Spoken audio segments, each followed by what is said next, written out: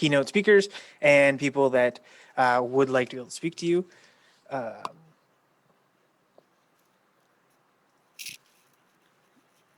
As we go through and into the presentations today, and we let you know what's going to happen tomorrow. Today will be filled with lots of information that will help you be successful in your first semester starting in September.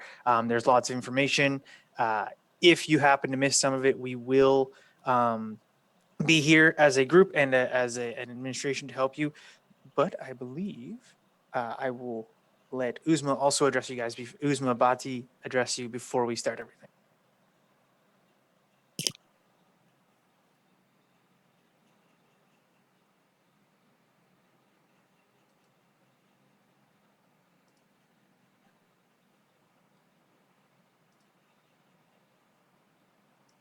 Hi, Russell. Can you hear me?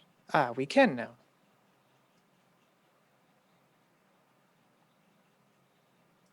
Okay. Yes, Susan. Yeah. Okay. Sorry, because on my end, it's just breaking up. So. All right. So good morning, everybody, and welcome to our Trios College in partnership with Sault College Student Success Camp, Day 1.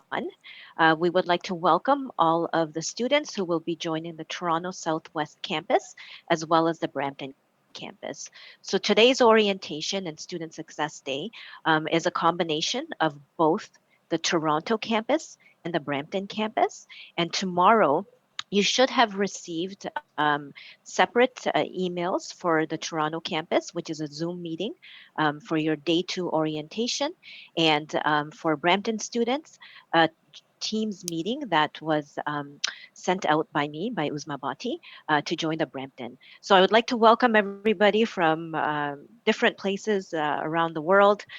Thank you for making the decision to join Trios College in partnership with Sault College.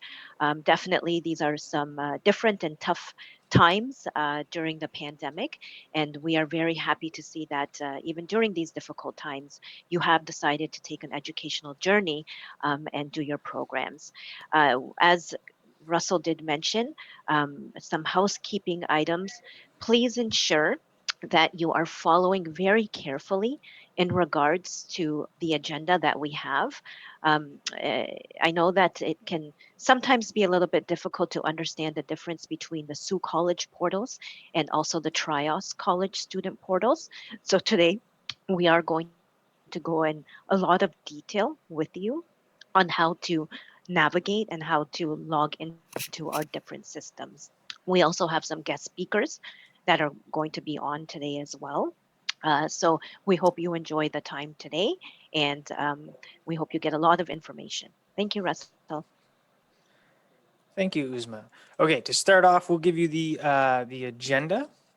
Today we will be going through our welcome. Thank you, Uzma, for our welcome and setting the ground rules for our orientation today. We'll be going through some staff introductions, and we'll have a bit about the iSent app, what it is and why we're using it. We'll be jumping into the delivery method for this semester, covering academic integrity, the student gateways, and we will have words for the GuardMe health insurance as well. As we're going through any questions that you do have, I'm going to reiterate this. Please write them down, make note of them, and ask them tomorrow at your campus-specific orientation. Today, we are doing a fair amount of broad information that allows you to have an understanding of how everything's going to work. Tomorrow, we will be getting to more specific things around technologies and other bits that play a role in your online education, just so that we can maintain success for all of our students.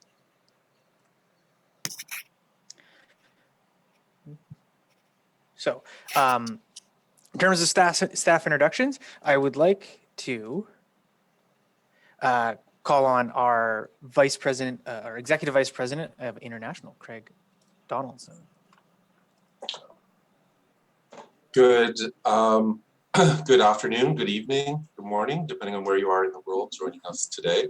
We're really excited to welcome all of you new students to our school today.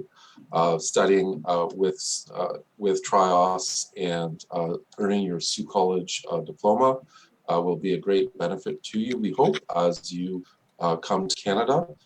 And we know many of you will be studying from home remotely to start off. And we are excited to welcome you virtually. And learning remotely or learning online is a new experience for many students. But we're going to do our absolute best to make it a great experience for you. We have some fantastic faculty ready to deliver your classes and to engage with you and to talk and to make it a really great learning experience. And so I just want to welcome you. I want to encourage you to make the best of this opportunity. It is a great opportunity to get a head start on your education in Canada, even though you may not be here yet. And for those that are here, welcome. We're also here to support you in your journey as you start to settle here in Canada. So we have a lot of great student support services, and we really encourage you to take advantage of those and really get involved. We really, your educational experience can be enriched by what you put into it. So we really encourage you to get involved in activities, be it enhanced language training, additional optional courses, or additional clubs and activities, participate in study groups, and get to know some of your peers. And we really hope that you have a great experience. We also have a great team of career services that are here to help you, not only in your career search once you finish your program, but also with internship placements if your program has an internship, and also with part-time jobs for those that are also wanting to work part-time while they study as well. So we're really here to support you as best we can in your journey. You're going to learn a lot more about that today and tomorrow. So we encourage you to participate. Tomorrow will be an opportunity to get a little bit more interactive and ask some questions. And then classes are starting next week. And so we're really excited. And as I said, we've got a lot of fantastic staff and faculty ready to work with you to make this hopefully a great learning journey. So welcome. Thank you, Craig. Thank you, Craig, for the great introduction and all the welcome to our students. Later in the call, we will be having Dr. Ben Cecil, who will be addressing you about academic integrity and academic integrity issues.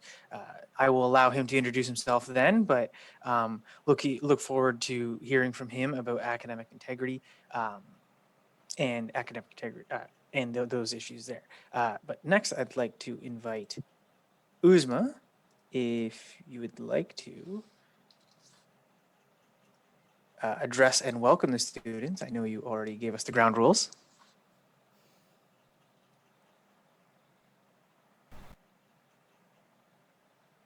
Hi. Yep. So I just did speak, but I am Uzma Bhatti, and I'm the Regional Director of Operations for the International. I know for some of you that are on here, we've already been in contact via email. And I just want to say that your journey here, we are here to support you as much as we can. And we would like this to be a very good experience for you. And Craig had just mentioned, and I want to make sure that everyone is also aware of this, is that your classes do start next week. However, we just also want to let you know that on Monday, September 6th, it is a Canadian holiday. So classes will not begin on Monday, September 6th. Your classes will begin on Tuesday, September 7th. And that information is in your schedules, and also we'll be sending out communication on that just as a reminder that there are no classes on Monday. Thank you, Russell. Absolutely. Thank you, Uzma. So Uzma is our regional director, and I don't want to say the most, the people that you'll be dealing with the most, but we have our campus director for Toronto, Atia. I will ask to unmute, and please feel free to welcome our students. Hello, everyone. I'm Atya Nusrat, your campus director. If you're coming to Toronto Southwest Campus, welcome to the campus. We are here with the team to give you the best college experience in Canada. If you face any problem in logging in or any other problem, you can contact myself, Atya Nusrat, our education manager, Russell Foster, or the program administrator, Jocelyn Molina. Welcome to Toronto Southwest Campus. Absolutely. Thank you, Atia. And Atia is our campus director for Toronto Southwest. Thank you. And then also, since we do have two campuses, we also have our campus director from Brampton as well, Shamroz. Please feel free to unmute and say hello. Hello, everybody. Good morning, good afternoon, or good evening, wherever you are. I'm Shamroz Masjidi. I'm the campus director for Brampton. I'm very happy to be here with you all and seeing the enthusiastic faces to be joining the TRIAS family. And I'm really looking forward to helping you with your academic journey at the Brampton campus. Please do not hesitate for any issue, any problems that you might have to contact me. We are all here with all the qualified instructor and staff to make your life in Canada and with your studies much easier. Thank you. Thank you, Shamroz. So those three individuals, Uzma, Atia, and Shamroz, are our regional director and campus directors for our two Sault College campuses. And they are the heads of the teams and the leaders of the administration and the instructors at your campuses. So good faces to know, very kind people who will be able to answer all your questions. Now, there are a few other names and people that you will see a lot that I want you to get to know. And one of them you will be meeting tomorrow. The Brampton students will be meeting tomorrow, and is very great help out in Brampton is Nancy Rostam. So I will ask her to unmute and just say hello.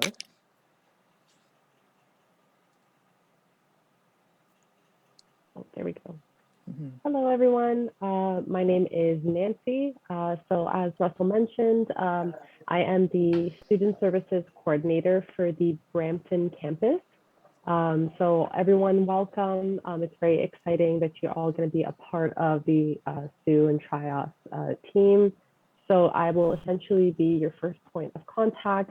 Anytime you have any kind of questions or inquiries, you'll essentially send them my way, and I will do the best that I can to provide you with the most accurate information. And if not, I will try to guide you through and provide you or direct you to where you can find that information. So I am specifically for Brampton campus, and hopefully I'll get to know each and every one of you as best as I can through email. So nice to meet you all, and welcome again. Thank you, Russell. Thank you, Nancy. And more specifically here at the Toronto Southwest campus, there is myself, Russell Foster. I'm the education manager and for the campus. If you do have any questions, by all means, feel free to email me, let me know what your questions are, and I can help direct you as best I can. I am extremely excited for all of you guys, our students, to be joining us and making this jump into post-secondary education, and at some point in the future coming to join us in Canada. That is only the most exciting thing to me. So thank you for being here today, and hopefully we give all the information and great knowledge that you need to be successful online. So I look forward to hearing from each and every one of you in the future. Thank you. Next up, we do have our Sault College main campus international team, and we will be hearing from Heather Lewis. Sorry, Heather, 1 second.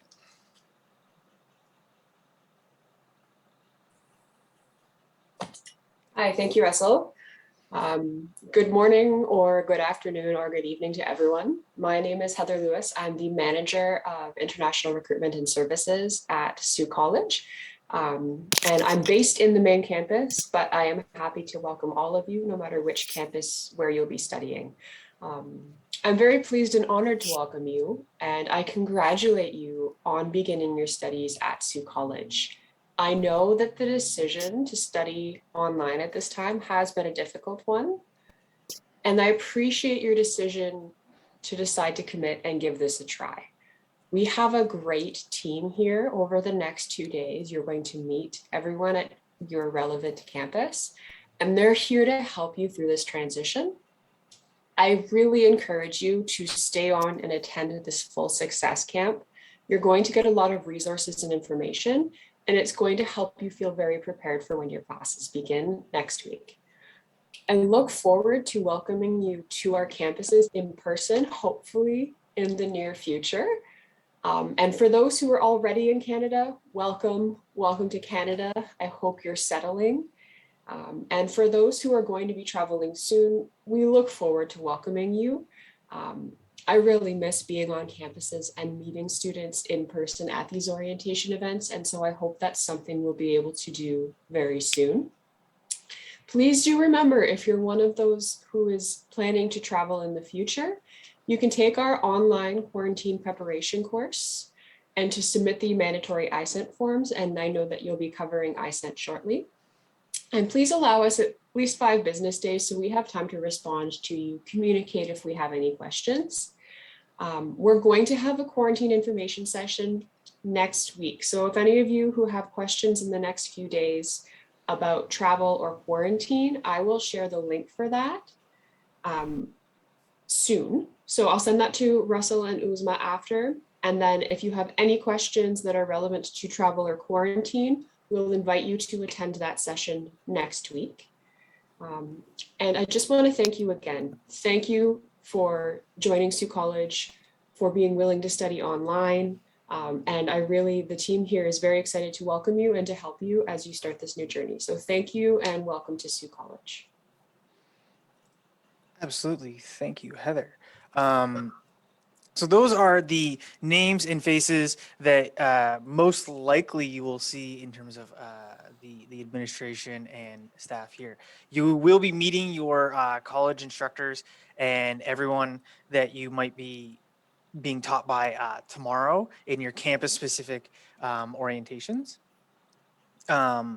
One thing, so I will be tossing it back to Heather in a moment just to go over the ISIN app and everything, but thank you for all the introductions, and we will be meeting and hearing from a few of these people throughout the day. To continue with our agenda that I set out, we are going to cover the iSent app and exactly what it is.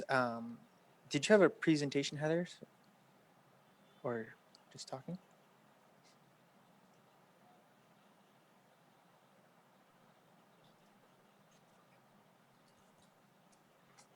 Sorry, no, but I can pull one up in just 1 second. But essentially, I hope you have all joined in already. But if not, I will pull something up here in just a second to show you. And then we will be able to communicate with you. So we can send you direct messages. You can find campus-based information and you can submit all of your travel forms. So if you'll just allow me 1 minute, I'll pull something up here, Russell. Mm-hmm.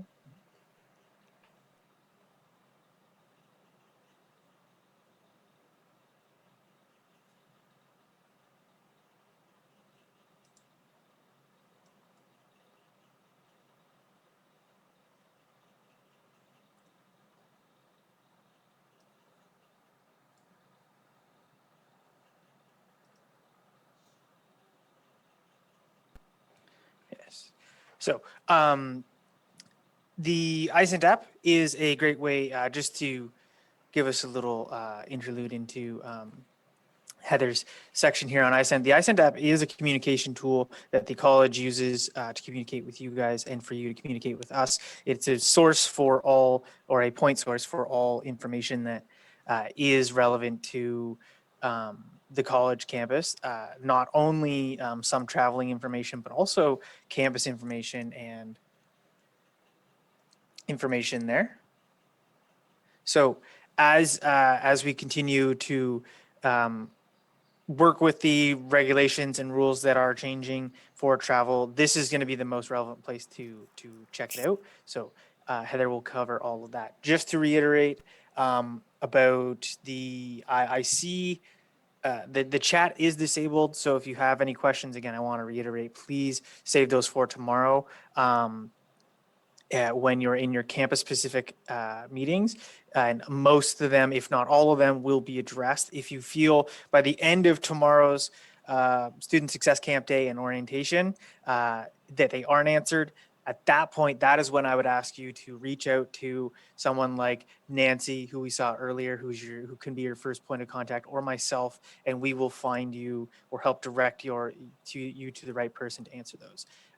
If you totally forget who Nancy and myself are, Shamraz, Atia, and Uzma are there as well to help you. We are your administration team. We are the people that want to make sure that you are successful and have the best opportunity at being successful while online. We understand that this is a new world in terms of online learning for many people. So we want you to have all that you need to be successful, and that's what these 2 days are about.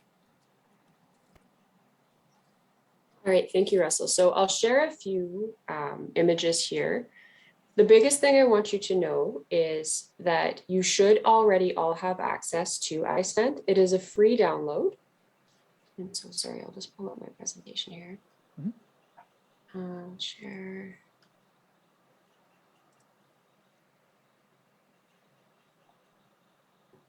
Sorry, I have too many windows open. There we go. And make sure I'm sharing audio, sorry. Okay, so we have a video that will show you. This is most relevant to largely to travel because that is the biggest concern most people have with when they're beginning to use iSent. Sorry, there's just an ad here that wants to share. But you should already have access. It is a free download. And we're here to help you. So if you have any questions, you can email international@saucollege.ca and we can help you troubleshoot.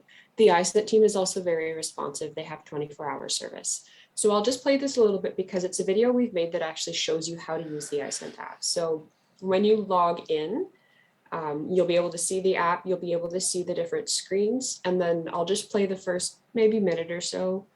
Oh, wait, this is a short one. Oh, no, sorry, that's the ad that's 10 seconds.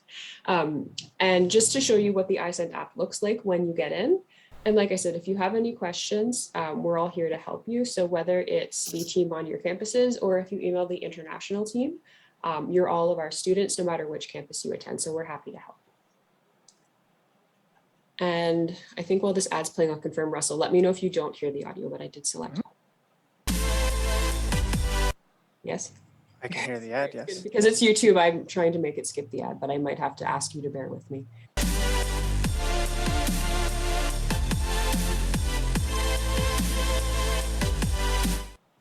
Grammarly can't teach you to juggle, but it can get your paper over the finish line for free. With a double click, Grammarly offers synonyms in your document. Hello everyone, today I'm going to walk you through on how to submit mandatory documents before you travel to Canada. This is what iSent looks like. Please note these documents must be submitted at least 5 days before you depart your home country. Okay, so without further ado, let's get to it. When you open the iSent app, you'll see this home screen. From here, you click on COVID Safe Canada. In this widget, there are lots of important information available regarding travel to Canada during the global pandemic. This is a great resource for you to take a look before and after you arrive to Canada. And also, you can submit the mandatory forms from here. Once you click on mandatory forms, you'll see a list of documents that must be submitted before and after your arrival to Canada. Today, I'm going to walk you through on documents that have to be submitted before you travel. First, you must submit a COVID attestation form. In this form, you must acknowledge what's written in this form and understand your expectations. Once you read through, check the checkbox to indicate you agree and put your electronic signature. Hit submit. You will receive an email to confirm your submission of a COVID attestation. Okay, so I wanted to show you that because one, the iSent is most commonly used to help answer travel questions and everything now, and you can see the home screen at the beginning. So iSent is there as a resource for you. It is a free download on any of the app stores or the Google Store or the iSent, or no, sorry, not the iSent store, the iStore, the Apple Store. And we really strongly encourage you to take a look at all of the information there because it does have anything you might want to need. So there's information on your health insurance. There's information on different clinics in your area. If you are in Canada, if you needed to get access to some health resources. There's also an immigration widget, which will answer the most frequently asked questions most of our students have. So we're always here to help you, but it's just meant to be an extra resource, especially while you're remote and not in the campus with us, that you can help we can help you to find some information more quickly.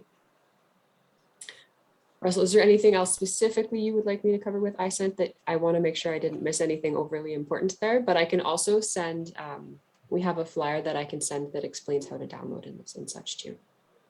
Absolutely, send that my way, and I'll send that my way, and I'll send it to all the students, or you can as well. Just to reiterate for the students, the iSent app is very important, especially with regards to travel, to being able to, for being able to communicate with not only your campus individually, but the main campus, and letting us know so that where you are, when you're traveling, is so that we can support you as an institution in the best way that we can. Traveling is on everyone's mind as it is. We won't be going into depth on the travel and those things. There are other sessions that are running, and I highly encourage you to attend those. The main campus administration team, working with Heather, are running those and have run them over the past month.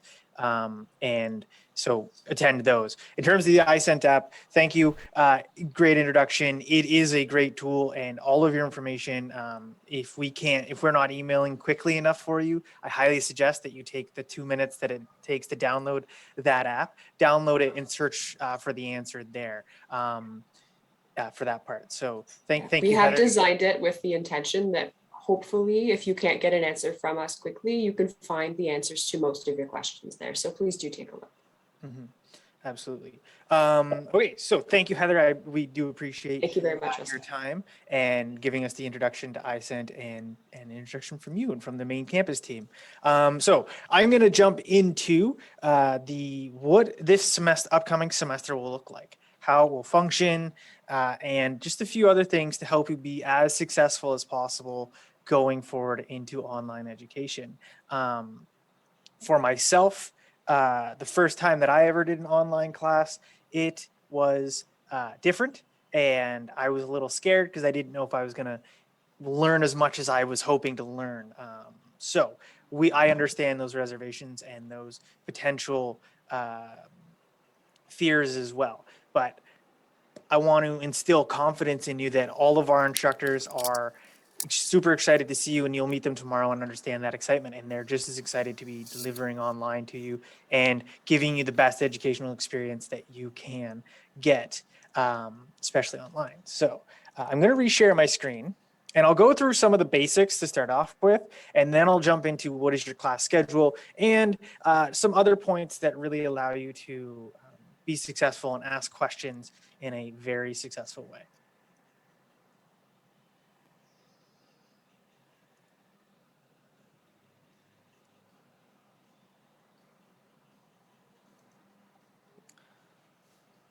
So your delivery method for September 2021 start, it will be online, live, instructor-led, synchronous delivery. What this means is that you will be in class with an instructor every day, and they will be guiding you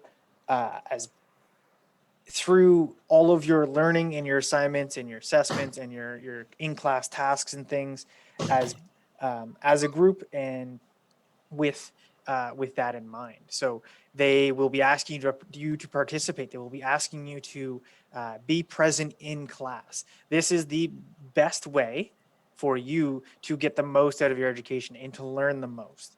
Our goal is to make sure that you are all job-ready graduates and all people who will be able to be successful in any market that you choose to be in.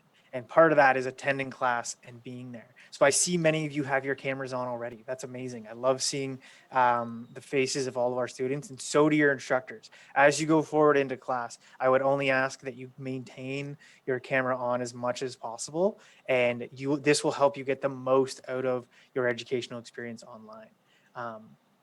All tests and assignments will be on Brightspace. You will be getting an introduction to Brightspace and Microsoft Teams tomorrow. These are two online tools that we use a lot to deliver online.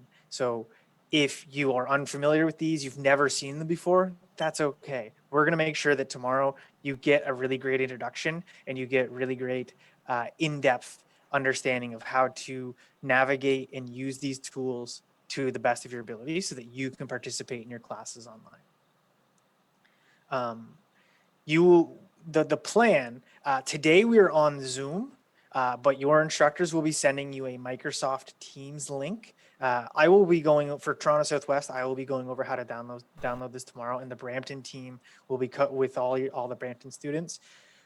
We'll be going over how to download this tomorrow as well, or explaining what it is, and explaining what it is, how to use it, and how best to make sure that you're engaging in the class with it. You will be receiving a link to your first class from your instructor. For the first class and the second class, we've asked all of our instructors to include your personal email, just to make sure that you are not going to be late on that first day. You're not going to be missing anything. You'll be able to get into class and work with your instructor, because there is good learning to happen even on day one. It's not just a hi and welcome class. It is a hi, welcome, let's get started. So on September 7th, you will be expected to be in class. Over the next few days leading up to that time, your instructors will be sending out emails with that class link and with most likely invitations to block out that time each day for your class schedule. So make sure that you are looking out for those. They will come to either your personal email or your Trios email to make sure that you have gotten that for your classes. But we're doing it all online, and like I said, try your best to have your camera on. Your instructors appreciate it, and it makes the classes a little bit more personable. So you can see faces, you can interact with people, and that's what learning and teaching is all about. So your class schedules for fall 2021 semester for both Toronto and Brampton, these will be 4 days a week for a total of 20 hours of class a week. Classes will run from 8 a.m. to 1 p.m. Eastern Standard Time or Toronto time.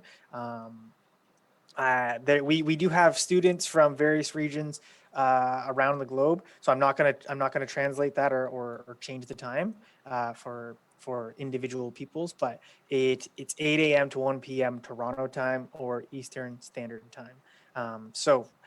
Classes are 5 hours a day. You will be getting short breaks throughout the class, and you will be doing activities and other things in there as well, group work and things that will break up this time. This by no means will be a 5-hour lecture every day. I know the curriculum and the courses that the instructors teach, and they cover a wide variety of information and material in various ways to make sure that you are not just there bored, kind of staring and listening to someone, okay? So global business management, supply chain management, and project management all run Monday to Thursday, 8 a.m. to 1 p.m. And those classes will start Tuesday, September 7th, 2021. So the first week for those classes will be a little bit short. It will only be 3 classes, but it does start on Tuesday, September 7th. Be prepared for that, all global business management, supply chain management, and project management students. The other classes that we have here at TSW, healthcare leadership, early childhood education, computer programming, cybersecurity, and the business undergrad, they do run Tuesday to Friday, again, 8 a.m. to 1 p.m. And classes do start September 7th, 2021. be prepared for that. If you have any questions about the times, the schedules, these are the schedules we're running.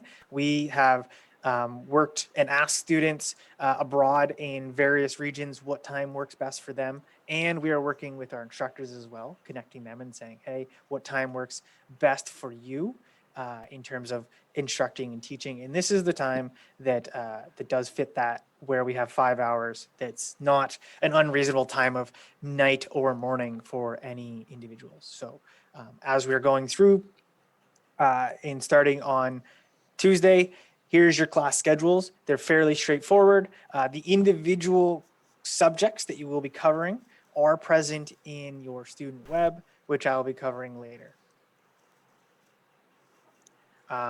So here's our class schedule. So briefly, I will do a section on this later, and I'll cover this in depth, and we'll actually walk through the gateways. But I want to quickly cover them here. The student gateways, there are all students here in this call are Trios and Sault College students. So students will have 2 gateways to kind of master and know and understand. The first one that I do want to mention, because this one covers all of your day-to-day things, is the Trios gateway. And I have the URL right here. Okay. This is the Sault College Student Gateway. It is for all of you that are Sault College and Trios students, but it is simply sault.trios.com, and this will take you to the gateway. This is where your student web is located. This contains your schedule, attendance, grades, and you will log in with those Trios credentials that many of you have received from either Jocelyn or Nancy in the past couple weeks. And for the Toronto and Brampton students, your schedule will be on the student web, and your grades will appear there as well. The other portal that is very that is important for the other things that are not day to day is the My Sault College portal. And there is a link to My Sault College in the first portal that I told you about, but it is but you can also visit this one directly as well. Straight just by entering the URL for it. But the My Sault College portal is for all financial matters, your Sault College email, final grades at the end of the semester, and other important forms. If you are looking for, off the top of my head, transcripts or proof of enrollment or receipts for payments and things like that for past semesters, you would go to My Sault College, because those are financial matters or enrollment or admissions matters there. If you're looking for day-to-day information, your Microsoft Office, your schedules, in-class tech support, things like that, you would go to the Sault College Trios gateway. So those are the 2 gateways. I will do a screen share and show you exactly what they look like and walk through them with you and explain how to log into each portion later. But I want to cover a few other things now while we are doing those things. So computer requirements, because we are online, there are some requirements and some functionalities that a cell phone is definitely not sufficient for. Okay. A cell phone, although handy and can let you do a large amount of learning and listening, doesn't allow you to accurately engage in a classroom. If an instructor is asking you to do a task and your computer can't open a file, or your cell phone can't open a file to do that task, or you can't accurately type in chat or write something on a communal whiteboard or something like that, you're losing out on some of the learning. You're not having your say into the class. You might not be able to read things from the rest of the class or hear your instructor properly. So for online classes, I have the minimum computer requirements there. 1.6 gigahertz or faster processing core, 8 gigabytes of RAM, and 4 gigabytes of free hard drive space. This would be the minimum. And when I say the minimum, I've asked the IT team here at Trehouse and Sioux College a few times, hey, is this like the lowest amount? Students, is this the lowest amount that students need? Absolutely. If you go any lower than that, you will see performance issues and you will have problems attending online.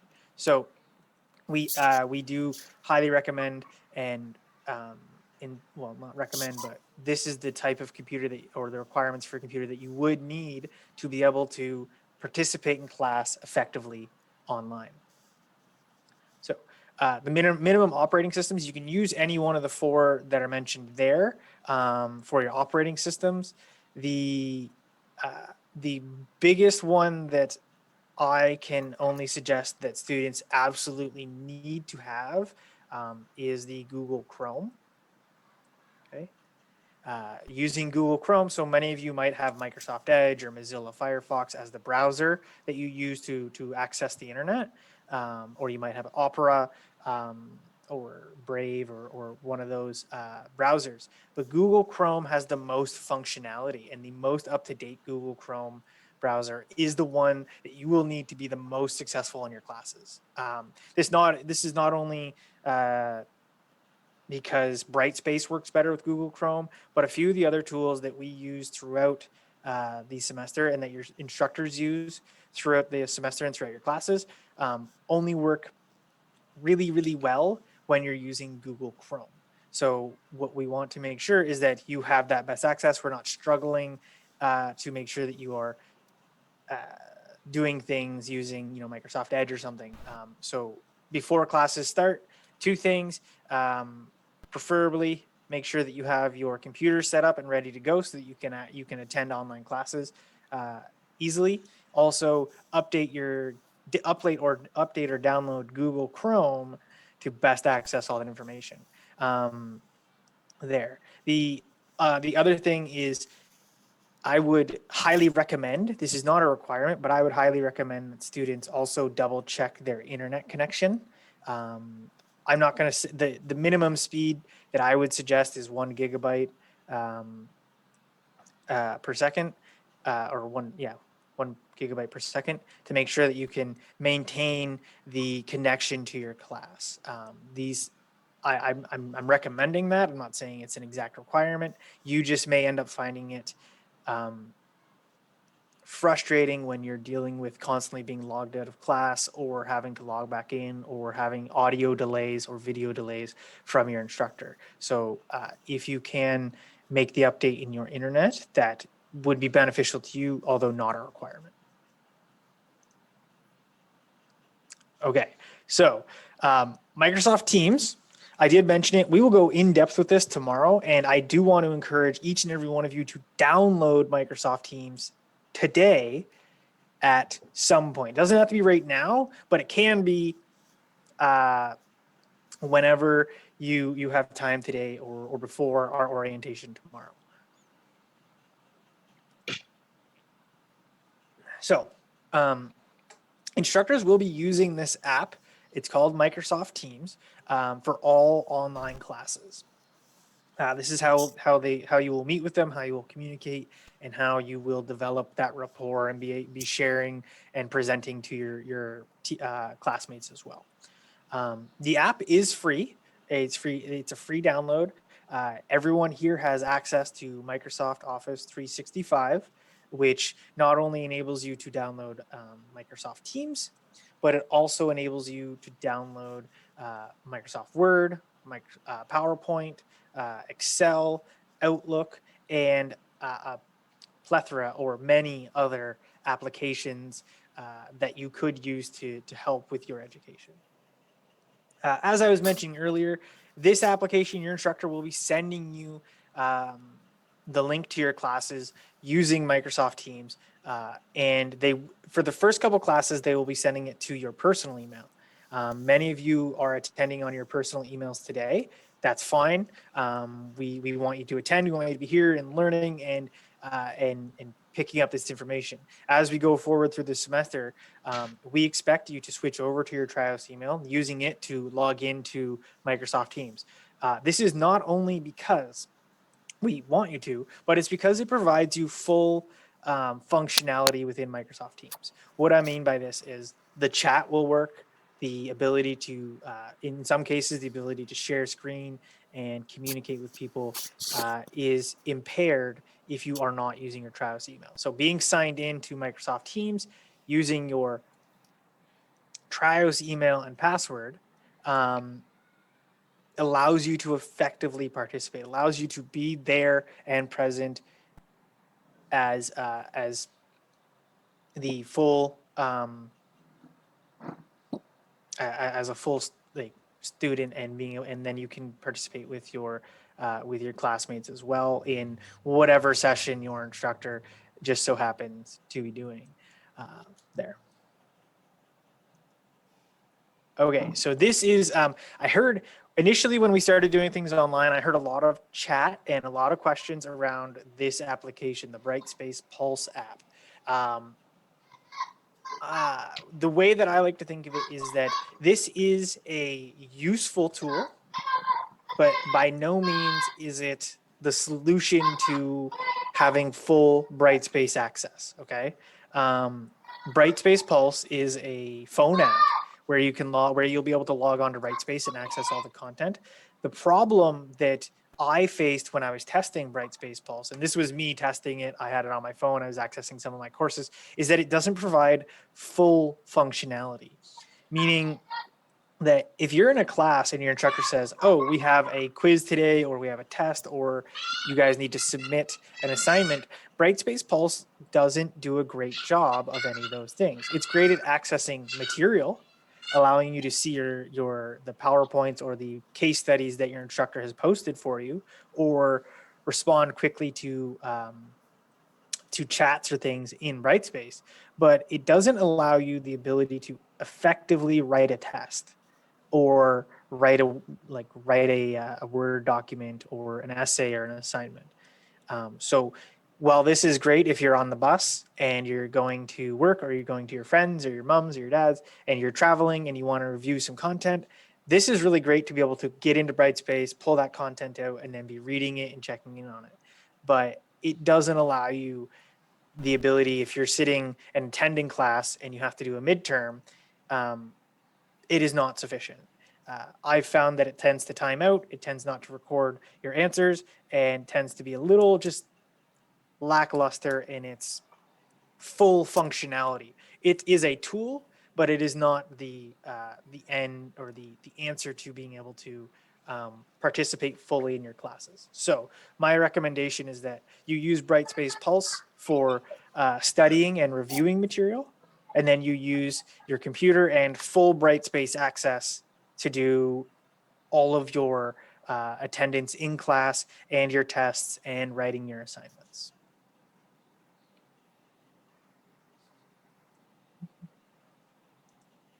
Okay, so attendance. You are expected to attend all classes so that you are able to participate and learn materials effectively. Attending a class is extremely important. There are a few factors that can outright determine whether or not you will be successful in a course. The first one is attendance. If you fail to show up consistently and constantly, you will have much lower grades or failing grades. Attendance is taken daily, and your instructor may check in on you throughout the class because they want to make sure you're there as well. And there's online learning. There are tons and tons of temptations that may lead you from class. And since you're at home, it's just that much easier to be able to not attend or to start attending and then for some reason get pulled away.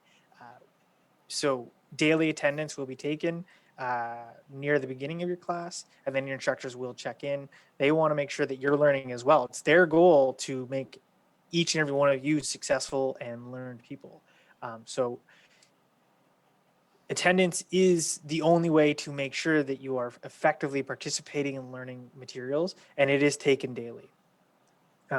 So participation is encouraged. Important content is covered and shared in every class, or if it's not important content, it's important experiences.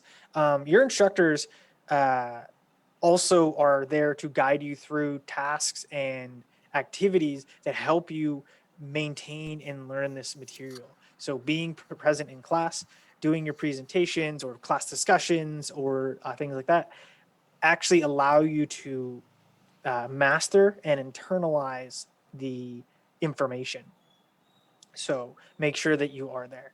Some courses make it a little bit easier to or encourage you more to attend, and this is with a professionalism grade. So your professionalism grade is there for classroom attendance. It's there for how, like, in some cases, your instructors will go over, if there is a professionalism grade, your instructor on day one will go over, this is how you get a full professionalism grade. Class attendance, how you conduct yourself when you're answering questions and participating in class, how you conduct yourself when you're doing presentations or other activities in class as well. And there might be other criteria that revolve around professionalism and the grades that are included with that. All of your classes will be recorded. This is to your benefit, because not only should you show up to class, but you also have the ability to watch that class back, watch that class later. What this allows you to do is that if you completely forgot what an instructor said, you're going to have access to that recording. So if you attended a class and at the end of the class, the instructor said, "Hey, you guys now have an assignment. It's due 3 days from now," and you go to write that assignment, you can access that material and that content by opening up the video, watching what the instructor said again, and then applying that to your assignment. So all classes are recorded. They're all there for you to make sure that you are having that ability to see those things and, in some cases, hear what the instructor is saying again. But yeah. Okay, so that covers the general information that I wanted to cover around just orientation, kind of getting to know things. On the screen are important emails and that you can use to contact people. You know me, you've been hearing me talk. Mine's down here, by all means. If you do have questions, you can email me there. One thing that I will, and I'm going to stop sharing in just a second. But those are the emails that you can use for contacting the administration staff at either campus. But yeah, and again, like I said, I'm trying to cover in commonly asked questions. So as I go through, hopefully they are being answered. If you do have a question, note it, write it down somewhere, type it into a note on your phone, text a friend, "Hey man, I got this question for tomorrow, remind me." They'll text you back, and you can ask it tomorrow directly with your campus specific to get campus specific information. So I've shared class schedules and that stuff. So what I will be going over next is a bit of information about how to communicate effectively with that administration staff. You notice at the end, I gave you 5 emails that of people that you can email. Now, we have, at last count, we had some almost 700 people in this call. That would be the reason why we are all muted and why I have the chat turned off. It would be very busy with 700 people. Now, if all 700 of us are emailing 5 people, what will end up happening is those 5 people will become very overburdened with emails. So I want to cover a few pointers around how to properly communicate and work with administrative staff. One of them being myself, the other ones being Atia, Uzma, Shamraz, Nancy, and Jocelyn. And you saw those emails there. So I'm just going to do a little screen sharing, show you guys some etiquette tips on how to some etiquette tips on just how to communicate with us best. Okay, and this will eliminate frustrations on your end as well, because you'll know what the expectations are from us. So let me just grab open an empty email here.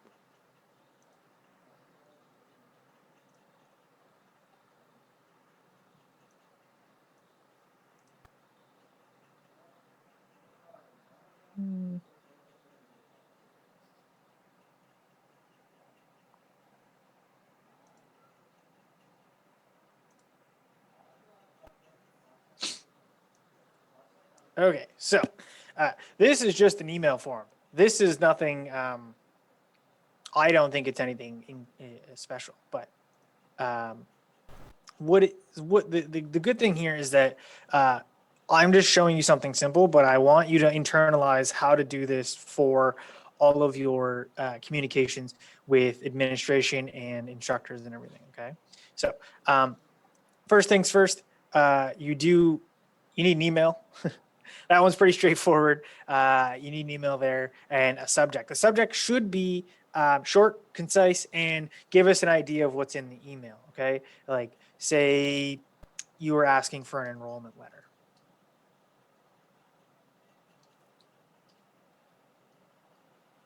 You would type in enrollment letter.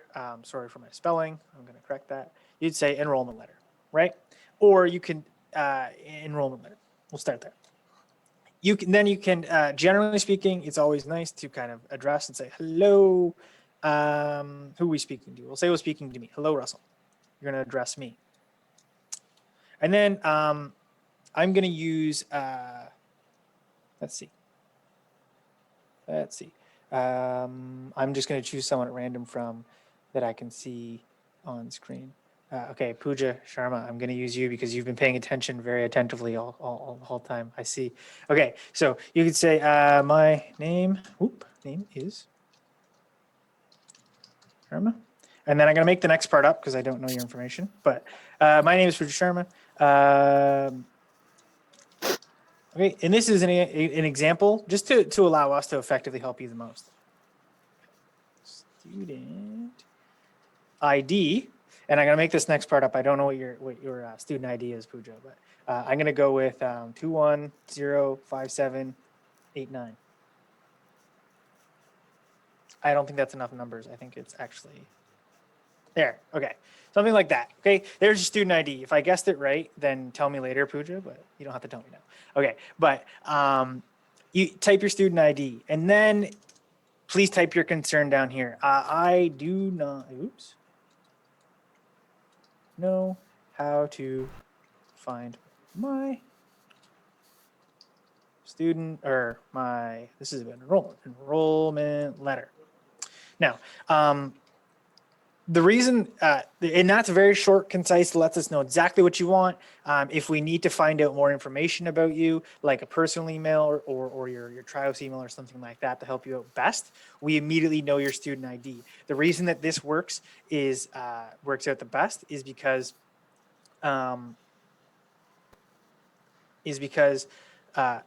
we don't have to send an email back, right? The idea here is that we're getting, as administrative staff and as people that want to help you as quickly as possible, because we know that sometimes emails come through that are time sensitive, or you guys would like a response to reduce your stress very quickly. We want to be able to help you do that. So by sending us your name, and the name that appears on your file, sometimes people send us other names or say, hi, my name is one thing and it appears differently on your file, which can be confusing. Also including your student ID, and then straight to the point of what you need in your email is great, because that allows us to say, yep, you are looking for exactly this, and we can help you out doing that really quickly. And we can respond. It stops us from having to say, oh, great, we would love to help you with that, and then sending you an email where you send us more information and waiting for that transfer of information constantly back and forth.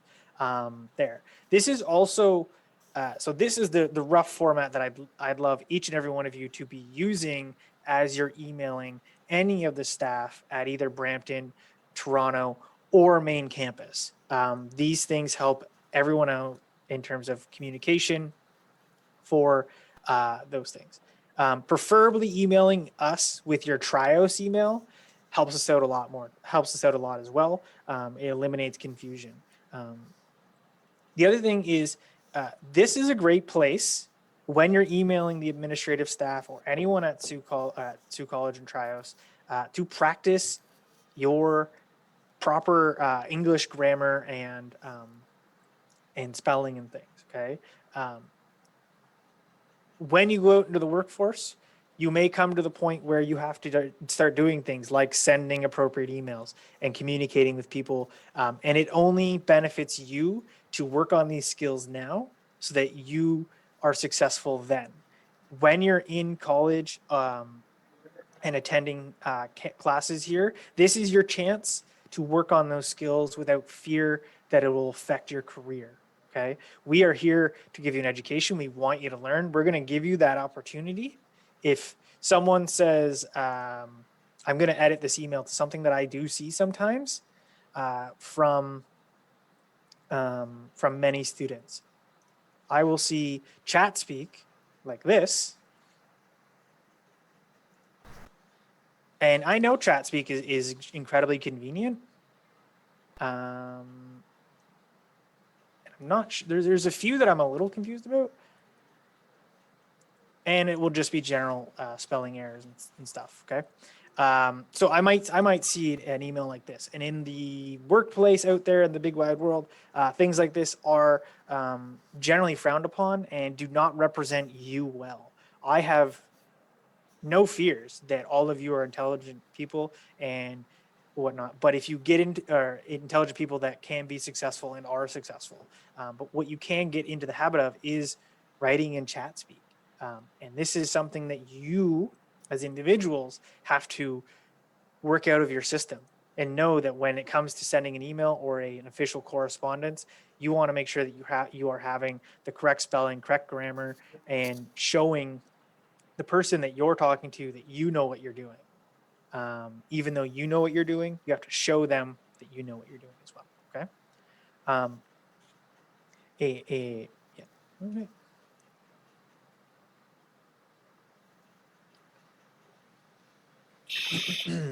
So again, whenever we do these things and whenever you are communicating with with staff, or make sure few things: proper grammar, spelling and punctuation.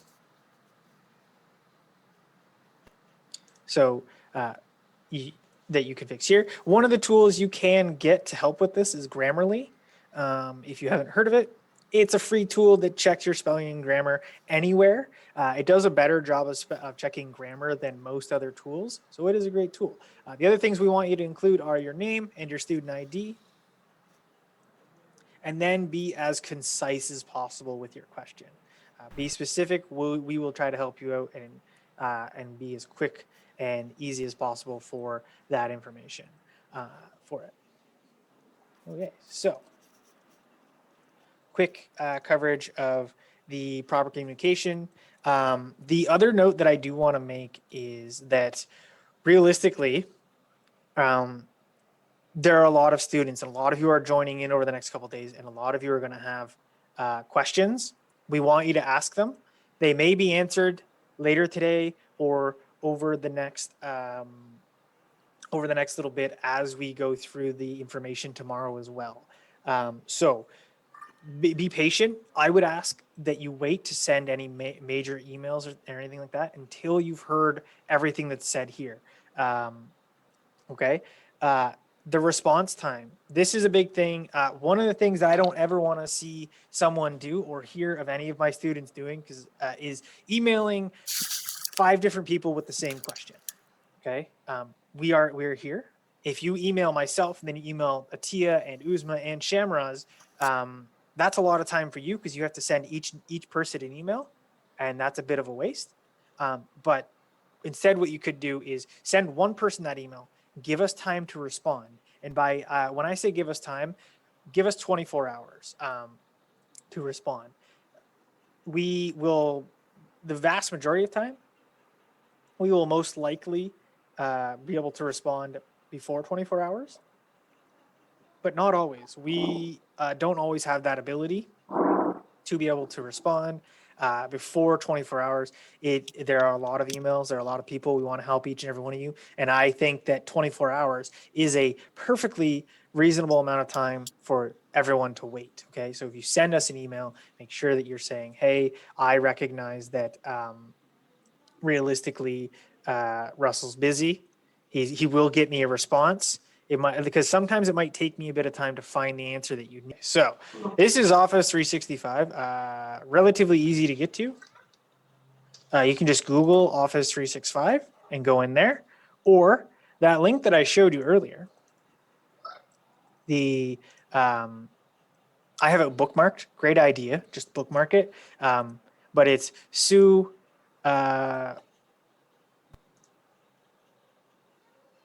.trios.com right up here. Sue.trios.com. Bookmark that. Make sure that it is available. This is what it looks like. I will cover a few things in here as we're speaking and talking about some of these things. Okay. So this is the email, or not the email, sorry, the URL that will lead you to being able to access each one of these and all the tools and resources that you need for your education. We call it a gateway, and that's what it is. It's the gateway to all of your tools and resources. I'm going to be specifically talking about for the next little bit about Office 365 right here. If you don't have any experience with this, what it is it's all of Microsoft's tools, applications, and other softwares that you can use, and you have access to all of them as a Trios Sioux College student. So you can make use of them, and a large number of them are industry standard. Most major corporations, businesses, and other organizations use these as their tools for completing tasks and things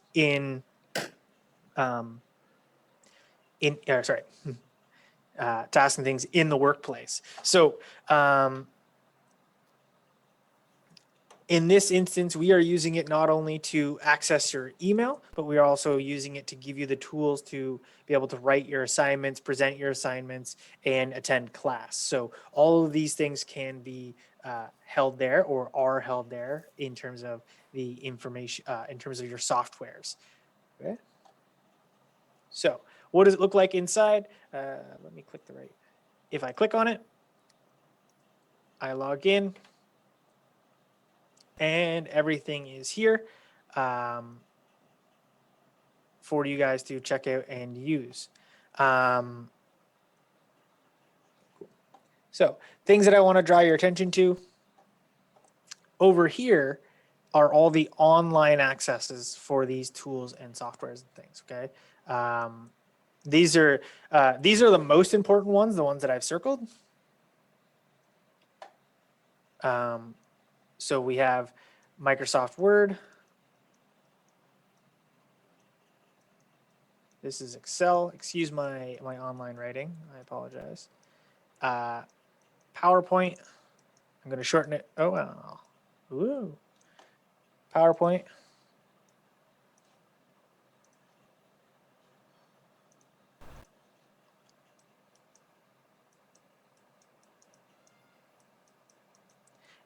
Outlook, which is Outlook is for email. I'll talk a little bit about each one as well. Outlook, and then this one down here, this is the symbol for MS Teams. Okay, so Word is a word processor, so it is your ability to, this is where you're going to type all of your assignments, and it just helps you word process and cover all the information that, or be able to type up your information. So if you're just generally typing an assignment or writing out a doc, like something that you would write out on a page, you want to use Word. Excel is all about organizing numbers and data. So it organizes it into columns and cells so that you can access it efficiently and effectively, and you can do a lot of powerful things with Excel. In my personal life, I use this to do my monthly budgets. In my work life, I use it to organize all sorts of information, not just budgets, but registration information and other books and things that that we use for not only students but instructors and people as well. PowerPoint is all things presentations. I was using a PowerPoint earlier, the one with the green on it, and showed the faces of our administration staff and other people that we were connecting with earlier. That's PowerPoint, and it's a great presentation tool. Makes everything look really slick and professional when you use it. And this one here is Outlook. This is for all things email. The tricky thing with Outlook is that you will have two accounts that might not both show at the same time. So you may need to keep that in mind when it comes to email and Outlook. Is that you do have two emails from your school that you may have to check in different ways or set up to one to forward to the other. And then Microsoft Teams down here. I've talked a bunch about that. It is your online video chat service that you will be using for classes. Okay, so I was mentioning that that Outlook here. This is for emails, but you can't. You guys have everyone in this call that is a Trios Sioux College student has two emails. One is your Trios email, and from our side here at Toronto Southwest and Brampton, we want you to be using that Trios email for everything. Okay, but you also have a Sioux College email that you can use to cover everything around financial, and you can email us from it, but it has a slightly different functionality. Now, when you are, if you don't set up the ability for one email to forward to another, what will happen is you might miss some emails and you might have to go check the other one. And this is a very specific little task that the first time you log into your Outlook or your Office 365, you may say, oh, I'm done. I have everything here. I can go check out my email and those things. But if you ever need to switch over and check the other one, what you need to do is go up to this picture right up here. Okay, and I'll draw a few arrows so you guys can see it. Right up there. And sometimes it shows your initials. Okay, so for me, if I didn't have a picture there, it would show RF. If it was Manpreet Kaur, you would have an MK. Okay, and if it was Hanif Muhammad, it'd go HM like that. Okay, and you would see that up in the top corner. And it's just you have to know where that is so that you can make the most effective use of it. Because if the Microsoft Office 365 will log in on its own accord every time you click it. So if I click here and say I needed to log into a different one, I'm currently logged into my Trios one here. So I want to log into my Sioux College one. I'd click sign out, and then and then I'm not going to click it now, but you click sign out, and then you'd have to click and you'd have to close the page, come back, and you'd be able to switch accounts to a different one. That's the way that you switch accounts the most effectively. This comes in when, say, you need to look at your Trios email, your Sioux College email for your enrollment letter, or your receipts that you've requested, or your transcripts. All of those things go to your Sioux College email, not your Trios student email. So how do you access it? You come to Office 365, you sign out of your Trios student, and you log in with your Sioux College email to make sure that you are able to see those things and get those documents that you need. This is how you sign out. You click on the little your face or your initials. You click sign out, reload the page, sign in under another account so that you can get in and get those documents that should be delivered to you. That's just a little note that will help you if you remember it to be able to access these different gateways. So, looking at this specific gateway, this is again going.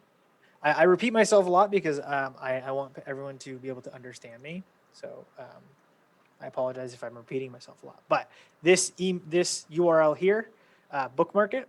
The way that you bookmark things is you initially go to the site and then press that little star right there. And it will bookmark it and add it to this portion of your Chrome. Okay. So if you haven't bookmarked it, I highly suggest you do. You don't have to do it right now, but at some point, I suggest you do. In this gateway, we've already covered Office 365 and its uses and its potential for you as students. That's great. Student web. The student web is there for your schedules, your grades, your student handbook, and a few other events, calendars, and more things are in there.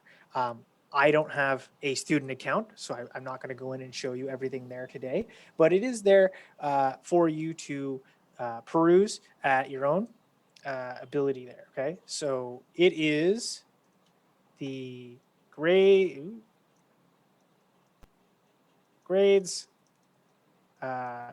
schedule, calendar, events calendar. And there's a few other things in there as well that are relevant to your kind of day-to-day educational experience. So the tricky thing here is you guys get to manage, or you have to understand and learn how to manage exactly what logins you're going to be using for everything. Okay. And if you're ever curious or you've potentially forgotten, that's okay. You're allowed to forget things, and you're allowed to ask us. But if you're ever curious and you remember this little tip, just leave your mouse over top of the portion that you want to sign into, and it will tell you which thing you need to be able to sign into that section. Okay. So let me delete my writing, and I will make the screen a whole lot bigger, and I'll show you. Oh, but the student web itself uses the Trios login. So this is the email ending in @triosstudent.com and the associated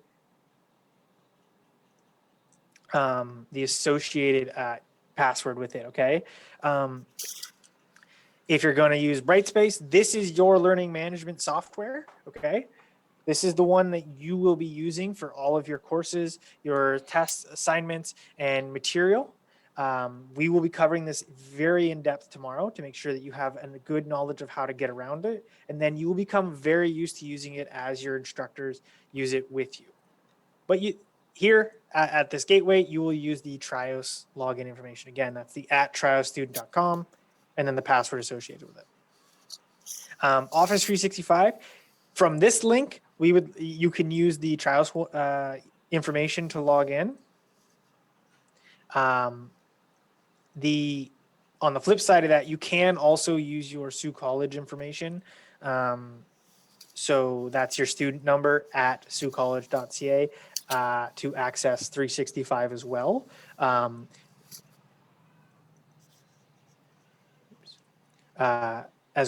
So that you can see all that, and so you can see your Sault College email. Student services, if we click on that, we go in there. There's a whole bunch of information. A lot of this information is also in the iSent app, but here it's also posted for you. So you can kind of do your own research with a lot of this information and find out exactly where everything is and for different questions that you have. If you are questioning how about student orientation, when we do that, when do you get your student ID cards, that information, all this information is there and in the relevant spots for you. Like later on, we'll be talking about health insurance. But if you click on it, there's some helpful information about GuardMe and the health insurance that you guys do receive. So very convenient. It's there for you to peruse and use to answer all of your questions. I'm not going to go through each one because I feel that it's there for you guys to answer your questions. That's what the student services portion is for. The IT support portal. So if at any point you're having trouble logging into Trios specific things, use this blue circle with the headset in it for Trios specific logins. Okay, if I click on it, you come to this gateway, which has other different portions that you could use for, say, a password reset. This is very useful. If you need to reset your password because you've forgotten, that's where you can find it. So I'll show you that. I'll show that to you again. Here at the SaultTrios.com gateway, click on IT support, and then you can go password reset. If for some reason this isn't really working out the way that you need it to, the password reset, click on student request. And this takes you to the ticketing system for all Trios related inquiries. Okay. So you have 4 different categories here, whichever one yours fits into. Say it's a login request, click on that. And then you can further kind of generalize it down. Oh, it's just a general login request. Oh, I can't get into my student web. I'm unsure about my email access.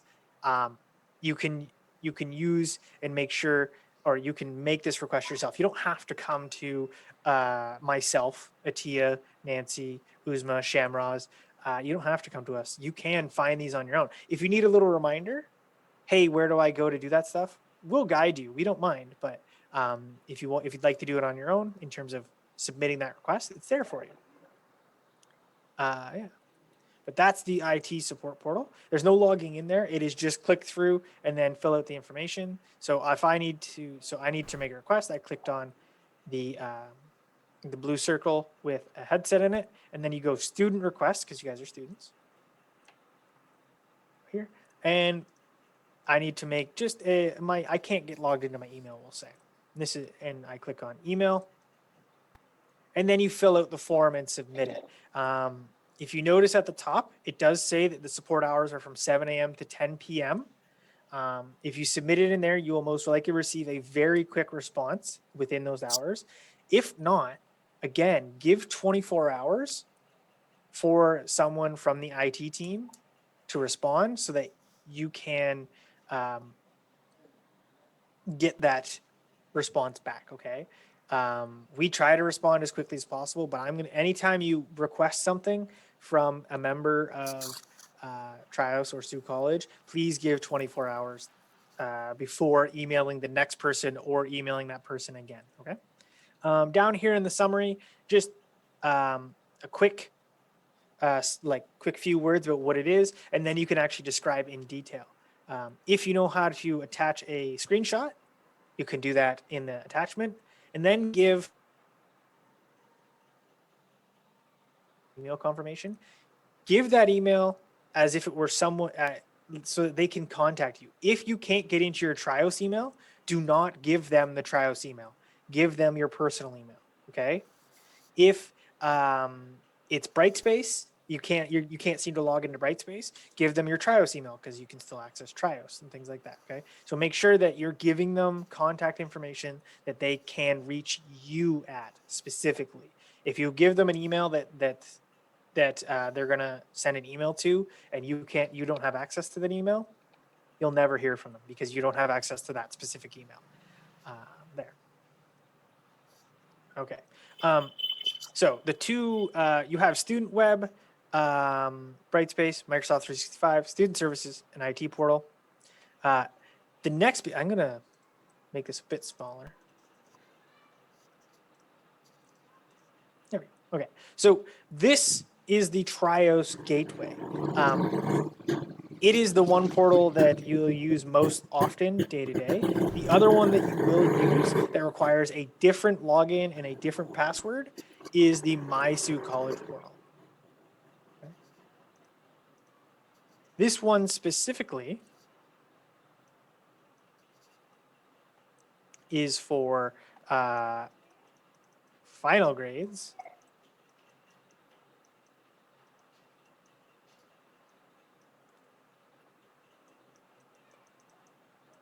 Financial stuff. And by financial stuff, I mean, how do I make a payment? Where do I make a payment? Where's my receipt? Do I have any liens on my student account? All of those things are financial stuff. Records and documents are here.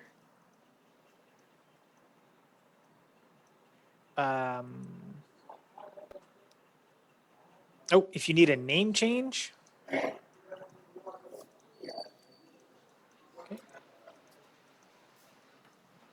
If anything on your Sault College documents is spelled incorrectly or wrong, this does happen. Okay. By all means, go in, log into this this portion here, and I believe you can change it on the profile, the account profile in this portion. If you can't seem to change it, then by all means reach out to us. I would suggest emailing the registrar's office there. But so this portal is for all of these things here. So again, those name change, final grades, financial stuffs, and records. By records, I mean your enrollment letter, your transcripts, your I believe you can get an updated or an LOA or a second print of your LOA there if you happen to have lost it. All that information there. Receipts for payments are also there as well. But if I do that, so up here, if I hovered over, it'd say use your Trios login. If I hover over down here, it says use your Sault College login. What this means is you need to use the Sault College information to log into it. Initially, this is your, we can visit it. Looks like this. I don't have a login or a dummy account, so I'm not gonna be able to show it to you, but what I will show you is I will click on login and it brings you to this screen. All the information here for you to log in is here. It says enter your username without saultcollege.ca. So this is your student number. Okay, that should be your student number. That's the login username here. And then this is the password.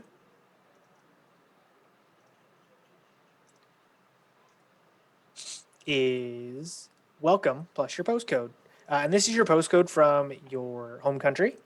So welcome plus postcode. Don't have the plus. So it should end up looking just like this. No capitals, nothing like that. It's just welcome postcode there. If that doesn't work, the easiest way to find this information and make sure that you can log in. If this really isn't working, you've tried it, you said, hey, you've reached out and tried a few other things, and you don't have the self-service set up, okay? The initial time you log in, you should be able to set up the self-service password because you're in Microsoft Teams. It allows you to give another email that it will send that password reset code to. So you should do that the first time you're logged in. If this self-service isn't working, I'm going to show you the pathway to being able to request the password reset. Click on IT Service Desk, Team Dynamics Self-Service Portal. It takes you to this wonderful page here. Now, this is for all things of your My Sault College account, okay? You need password reset, you need main campus information. This Team Dynamics is a great place to check out. But realistically, as Trios Sault College students, students of TSW, Toronto Southwest, or Brampton, the only one that you'll really be using here is the password reset. And then you click on Request a Service, fill that form out. Again, use an email that you can be reached at, so that they will be able to deliver you that email. But that's how you get here. Let me cover that really quickly again. So I'll start from the beginning. You want to get something like your enrollment letter, your proof of enrollment letter, same thing. A receipt for payment that is missing, potentially an LOA or other official documents from Sault College. You click on My Sault College. Brings you to this wonderful page here, and you click Log In. Try your student IDs, your username without @saultcollege.ca. So remove that part, and then your password is welcome, and then your postcode. If that information, if you forget, always remember to try and click these here and read through them.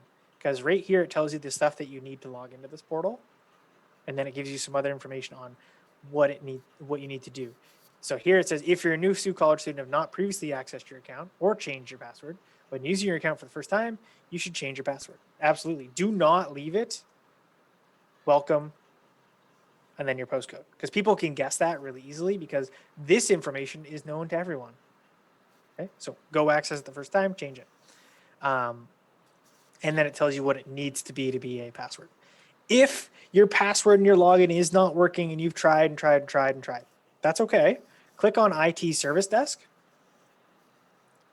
Click Team Dynamics Self-Service Portal. Password reset.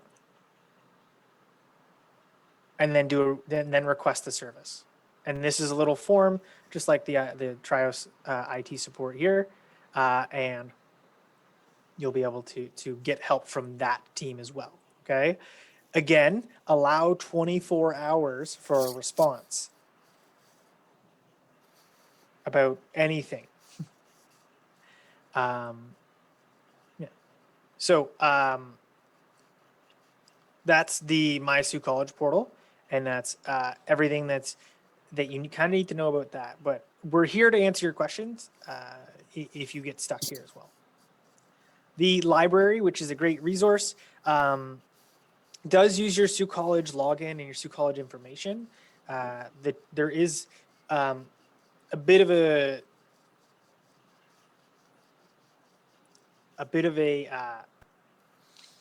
difference to how the Sault College library works. It is everything's there for you to use, and you can access it all, and you can take books out. You can take out digital books, ebooks, and things like that to help you with your learning if you need to read through them or check those out. It operates on your Sault College username, so the student number or your Sault College email, and then a PIN system. So you will receive an email to your Sault College email with your initial PIN to log into the library. So you log in with that PIN, and then you change your email or your password once you're in there, and you're good to go to access the library. That PIN number will come within the first week or 2 weeks of your classes. The last thing within this gateway that you can make use of and really gain a lot of information from, which is really exciting, because I initially didn't know that this existed until I was enrolled in a program, is LinkedIn Learning. So in Canada, and forgive me for my potentially my cultural ignorance, because I don't know what people around the world know all the time, but LinkedIn is a really powerful networking tool where you can create a profile. You can create a profile, and it's all about making good business and work networks. Okay. So it's there to display your work history, your educational history, volunteer experience, and all your certificates and things that are there. But part of it as well is LinkedIn Learning. And this is a great place to kind of go and get online courses that are self-paced and allow you to learn about any number of things. Just in my opinion, a wild number of relevant industry-related topics for you, whether it's diversity, inclusion, and belonging, or how or new and upcoming management techniques, or how the different workplaces are changing. There are a ton of different places. So I'll click in. I'll see if I can show you mine. Yeah. So ton of courses, how to deal with a bad boss, life of a career explorer. These are, it's not all specifically directly related to your course material, but there are things about work. There are things about working out there in the workforce that allow you to really broaden your horizons around a ton of different things that are just related to working in different contexts, and how you might and you might be able to take these new skills that I call them soft skills because they can transfer between any job that you ever have, take them to your work and implement them and become maybe a leader, maybe just a person who or a person who is helping at your work, right? But there are a ton. I believe there's some 400 different courses and programs and things that you can learn and make use of in the LinkedIn Learning. So at any time, I highly suggest that if you are just looking for something different and interesting to listen and hear about, go in here, browse the courses, technology, business and software tools, spreadsheets. You know, if you have to do an Excel course coming up and you want a different kind of take on some of those things, by all means, click spreadsheets and see what videos and courses they have to help you with learning. But everything, a lot of different things are here. If you want to improve your leadership skills, you want to learn more about how to effectively do or professionally develop yourself, tons and tons of ideas. So that's this entire gateway. And we're going to come up on a break in a little bit, not too long, just to kind of give everyone a breather, let you get a drink, make a bio break and those things. But that's this gateway in terms of how to access it, what's here, and the different emails that you use. One note that I want to make before I jump into our break is realistically, these all require passwords and reframing what I want to say. These all require passwords and usernames. At no point should you ever share your login information with anybody. Okay.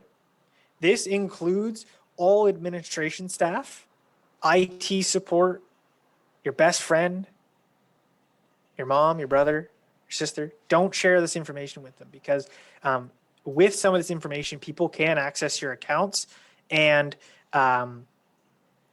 violate your personal digital space. Okay, so what you want to do is, if you have shared it in the past, go change all your login information. Make sure that you are secure in your digital spaces there. If you're having trouble logging in, don't email someone and say, "Here's my login information. Why doesn't it work?" Go to those links that I've showed you, the password resets. Follow the steps. It will get sorted that way. No one will ever ask for that information. We will never say, "Hey, what is your password?" We want to know it because it's not our personal information. It's not what we should know to let you guys to make sure that you guys are getting logged in. We'll help you find the way to get logged in the appropriate manner so that you don't have to share any of that information. So the more that you understand where you're logging in and which stuff you're using to log in, the better that all of this makes sense. So in terms of cybersecurity and those things, you want to make sure that you are using the right passwords and logins and keeping them to yourself. And if you forget them, that's okay. You have ways of getting and changing your password. So in those senses, make sure that you are being safe. You're being digitally aware. As you're going into your classes, you're not going to know a lot of the people that you're taking classes with. I believe at this point there are 633 people in the call. What I would suggest is don't share any information with them either. Okay, you will get to know these people. You'll get to know these people in your classes and communicate with them, and you'll form bonds and friendships.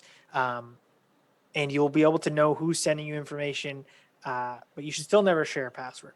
But you will know who you can accept, who you're working with on your assignments, and who you can accept a Word document from, so that you can trust these people. These are all good cybersecurity tips and good information. I just want to make sure that as you're going into your new school year, nothing adverse happens to you, so that your financial information, your student information is all protected and safe.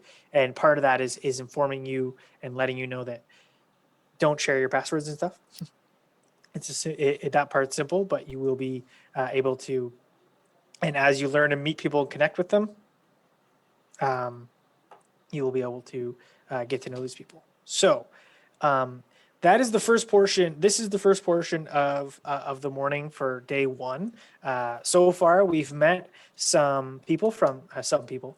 We've met not only Craig Donaldson, Uzma Bhatti, Shamraz, Masjidi, Atiya Nusrat, Nancy Rostam, and myself. We also met Heather Lewis from main campus. These are all important names that of people that want to help you out and make sure that you're being successful. By all means, with any questions that you do have, you can ask. Okay.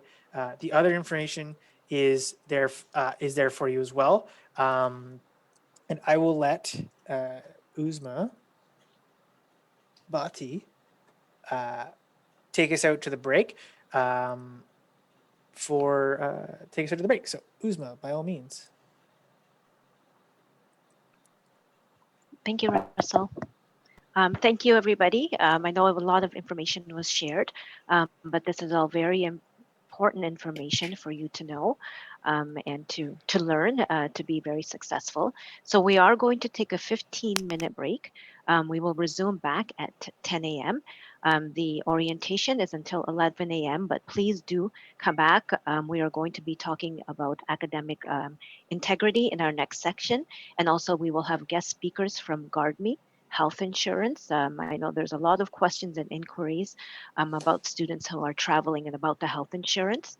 So please do resume and enjoy your 15-minute break, and we'll be back at 10 a.m. Thank you. And thank you, Russell.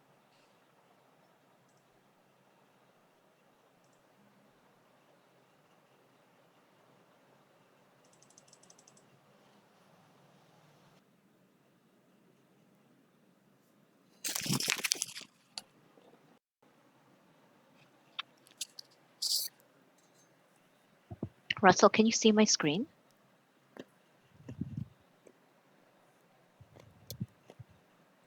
Yes.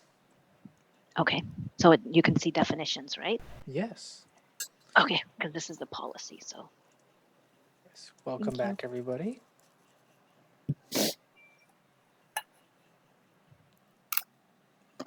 Slowly have everyone coming back in. We'll give everyone a minute or a minute and a half just to join back in.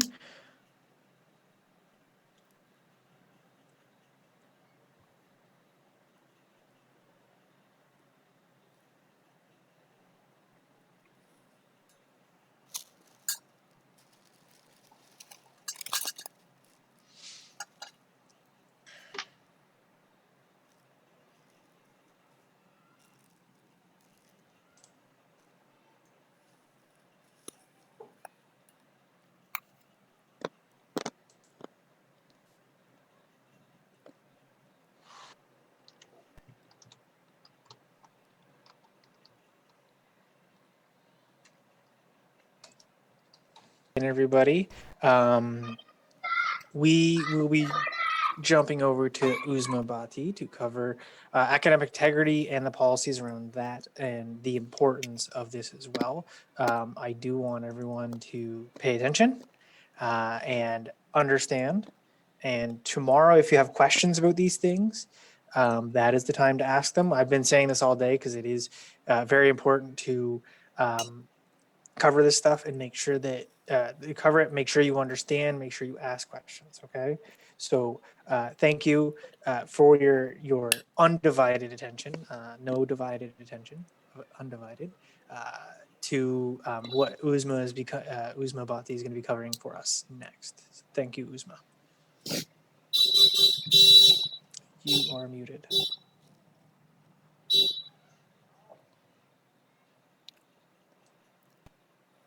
Thank you. Thank you, Russell. Back, everybody. Thank you for joining after the break. So my section that I'm going to speak to you about is academic integrity.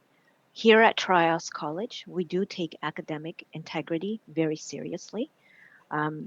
So if you can see my screen here, I do have the exact academic policy that we do have in our student handbook for all students to see.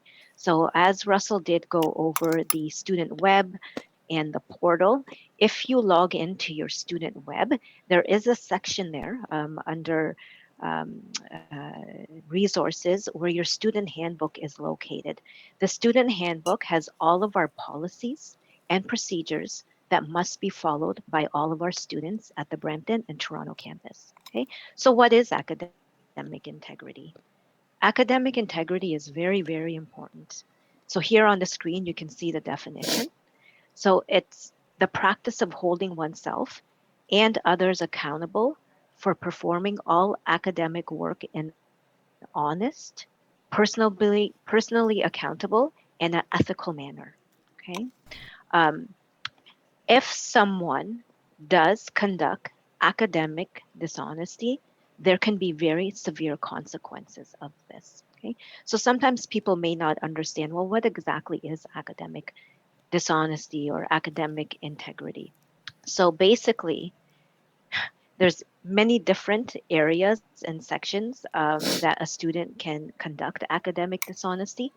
So one of the most common can be plagiarism. Okay, so plagiarism is taking credit for another person's work. So for example, if your instructor asks you to complete an assignment and do some research, and you are doing research on a Google website, and you find a report or a document, and if you copy that directly from Google, copy and paste it onto a Microsoft Word document, and submit that to your instructor, that is considered plagiarism. You are copying from someone else's work, and that is dishonesty. Okay, so you're basically taking credit for another person's work.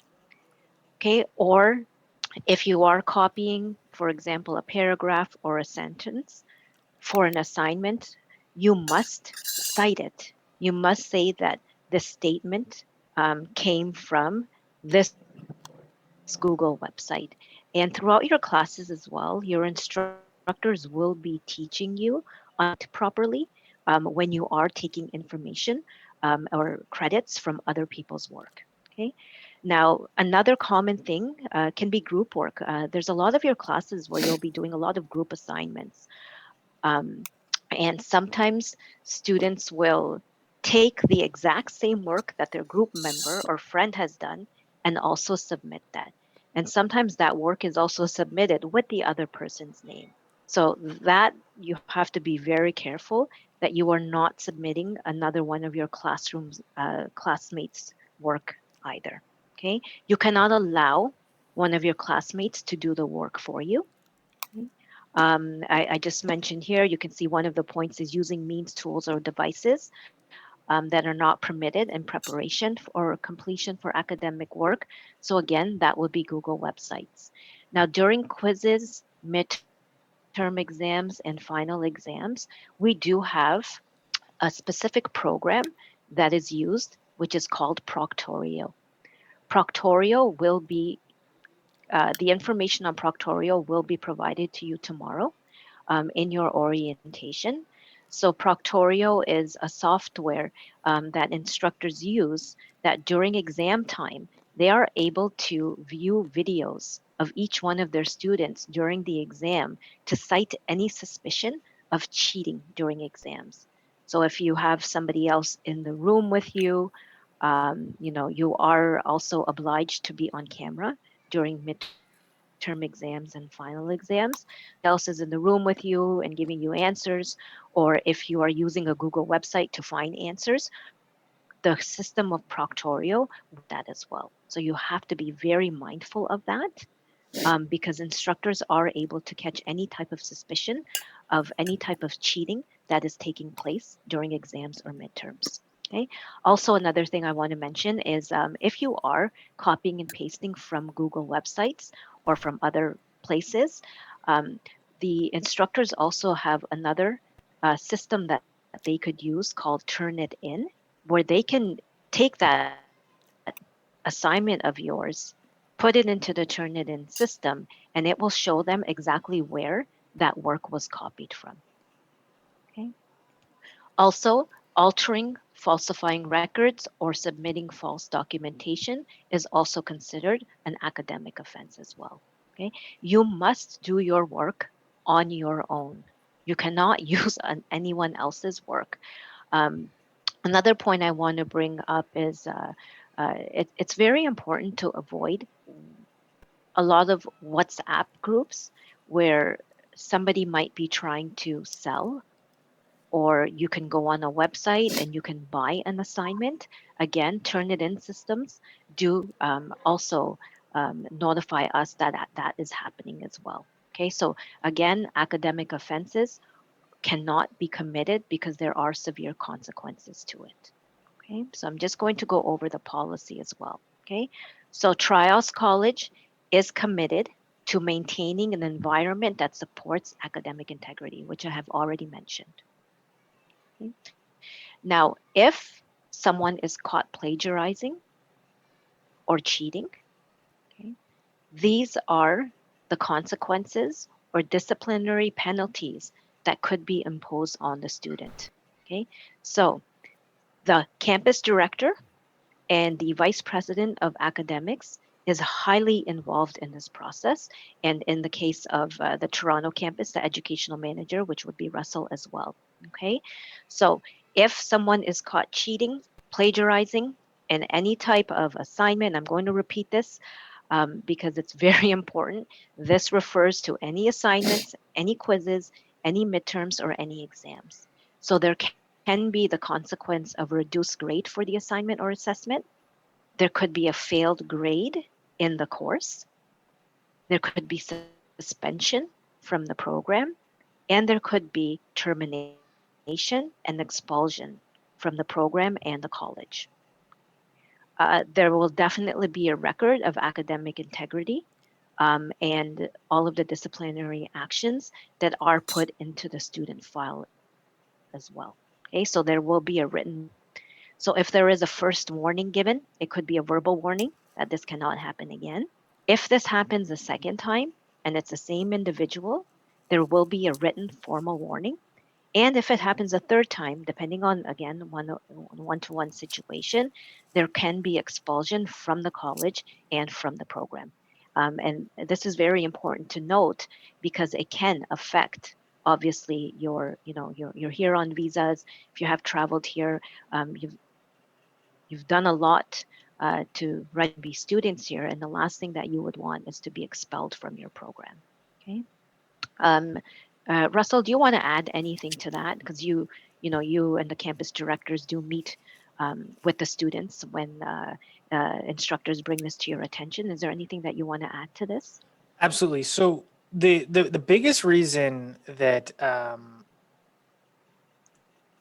you don't want to participate in or do these things that are considered to be academic integrity or plagiarism is not only does it lessen the value of your education, it lessens the value of everyone else's, and it makes it harder for you in the long run to get employment. And so if your long-term goal is to gain employment and use your degree, certificate, or postgraduate certificate, participating in academic integrity, buying your in a few instances that Atia or Uzma has said, buying your assignments or using other people's or not using your own knowledge to pass these courses only is detrimental to yourself and can be detrimental to many other people. So it's that's the biggest reason for maintaining good academic integrity, so that it shows not only everyone here that you're doing good learning, but everyone out there in the world that looks at the name on your certificate and says, this person came from a good institution, that we know that they have good standards and policies and can and that the people coming from there do learn. So that, remember that when you're trying to do your work, and reach out to your instructors if you're concerned and say, hey, I need help. That's a really, really easy way to avoid all of this. Reach out to them early and say, I'm not sure how to write that assignment. Do you have 10 minutes, 15 minutes to go over it with me. And a lot of this will be, a lot of your concerns around this stuff will be avoided. And you don't have to, then you don't have to meet with me, Uzma, Atia, Shamraz. You don't have to meet with any of us, because then you've just done good learning and done a good assignment. Thank you. Thank you. And Russell, can you share the GPA slide as well? I'd like to go over that with everybody. Absolutely. 1 second. Okay, and when it comes to academic integrity and the policies, the campus directors in the presentations, in the orientation tomorrow, they will be reviewing this again with everybody. Okay. Now, another important information to know is GPA in grades. So your grade point averages, which are your GPAs, are averaged out by Sault College. Okay, so in order to successfully graduate, you must have a 2.0 grade point average, which is at a C grade level.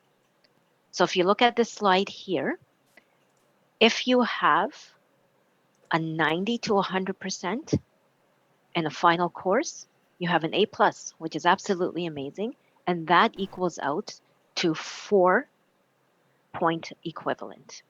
Okay, if you have an overall average between 80 to 89%, you're at a grade of A.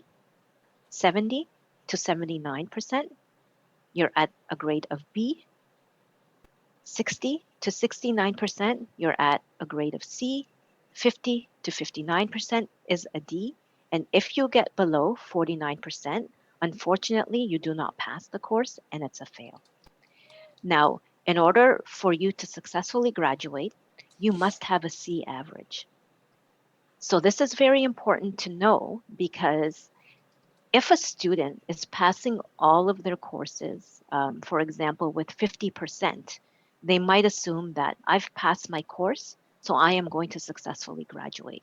But that is not the case here, because your grade point average has to be equivalent to a 2.0, which is the C average.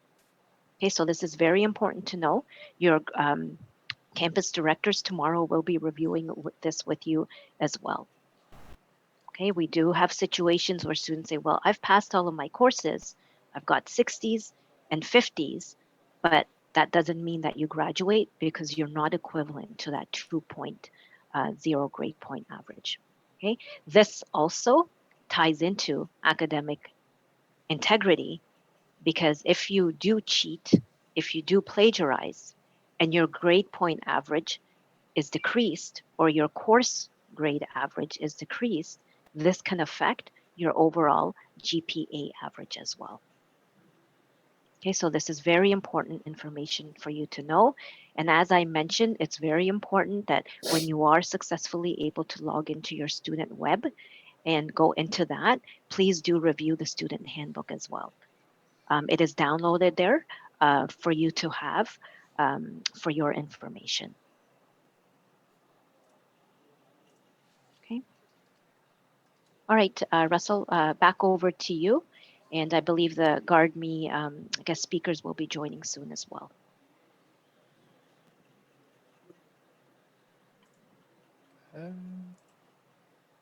Absolutely.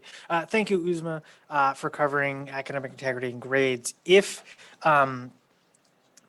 so, there's a few things I'm going to touch on over the next couple minutes to help augment and help everyone understand and give you the resources. And I do like to remind people briefly and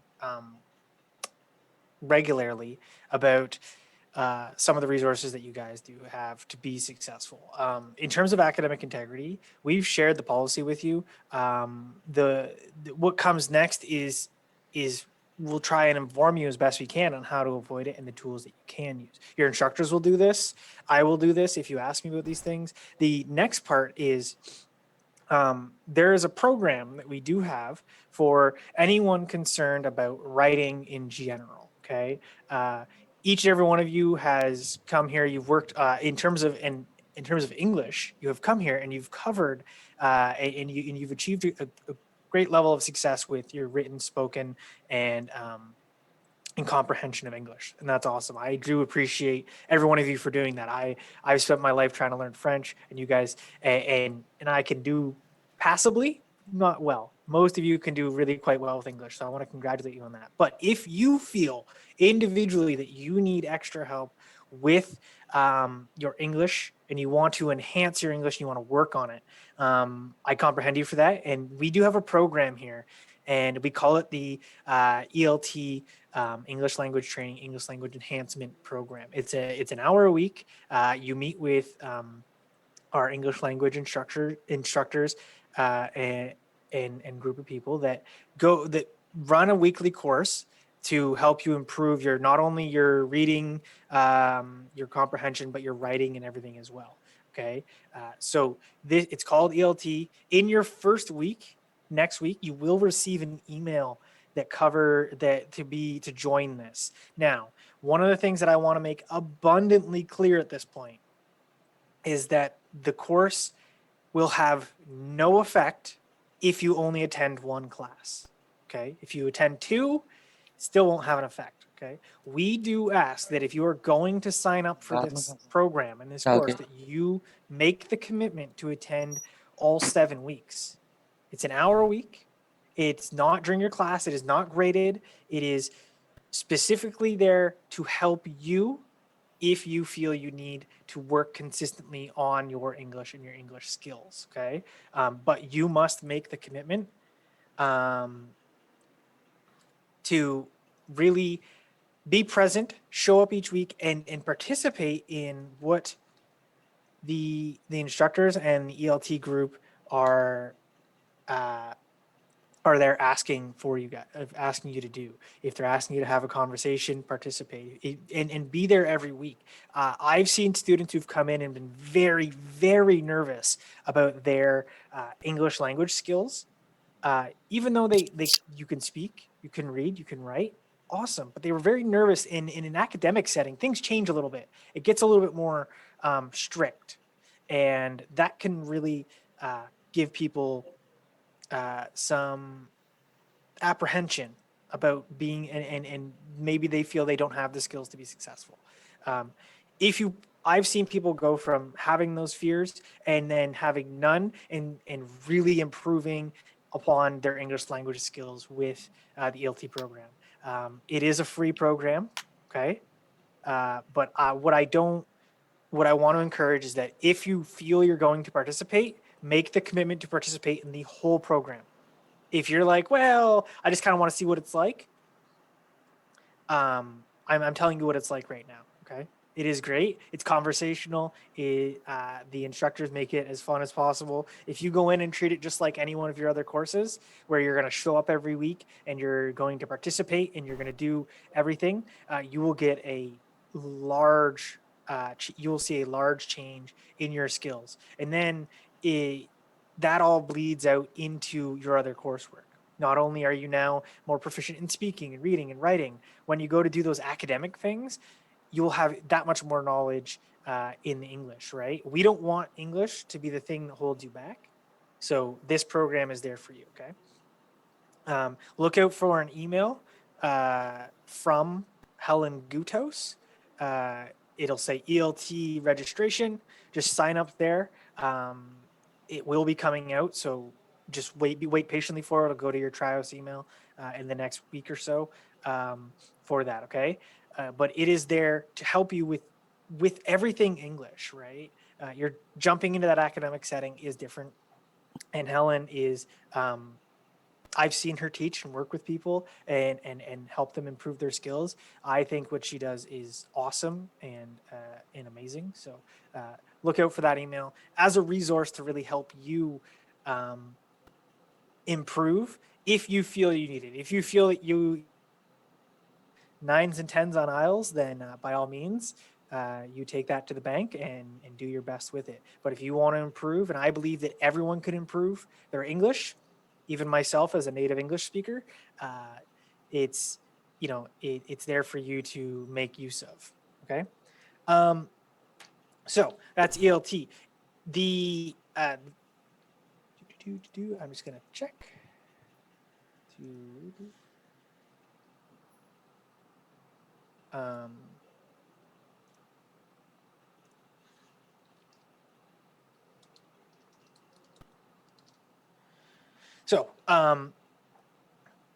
and Helen can be used as a resource. You can, once you get to know her, and sometimes she might visit your classrooms to cover certain things in a different way for instructors, and you'll get to know her. You can use her as a resource as someone to reach out to and say, hey, can I get help with this? And she'll connect you with she'll either meet with you or connect you with someone that'll allow you to get that help. Because as you go into your courses, they will be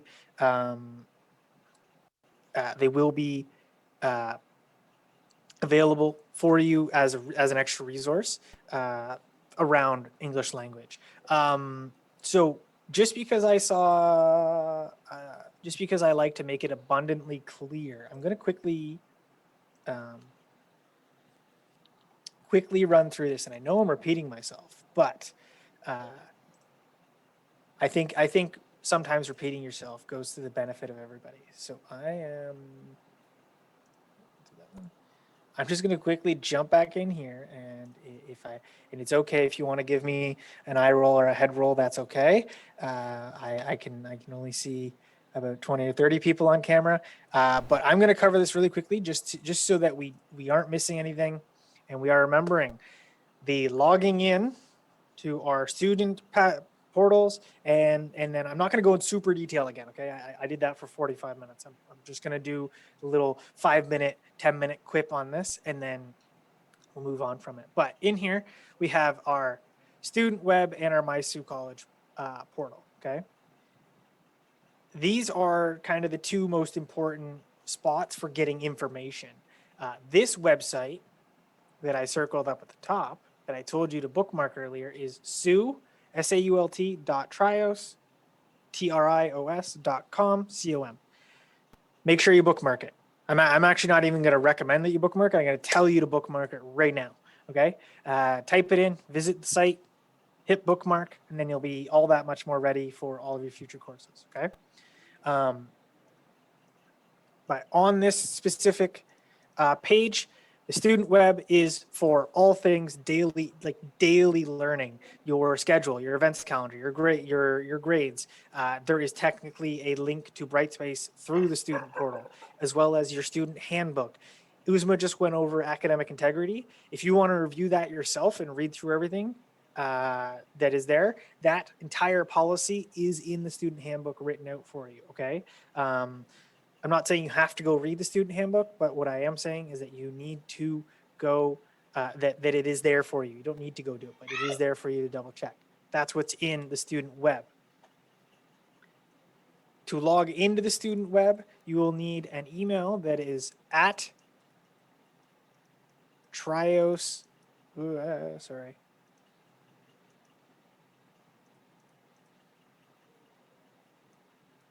at triosstudent.com. So most likely this will come in the form of your name here in some fashion, at triosstudent.com. And then the password, we emailed you a temporary password. By now you should have reset it to something else if you've gotten it and logged in. But the password was emailed to you by either Jocelyn Molina or Nancy Rostam, I believe. If you haven't received that, reach out to either one of those individuals and say, hey, I haven't gotten it, but check your emails first, okay? They have all been emailed out to personal emails that we have. So check your junk mail. Sometimes these things get sent to your junk mail. I don't know why, but they do sometimes get sent there so they will get sent there. That's for the student web, Brightspace, Microsoft Office. That login is all using the triosstudent.com.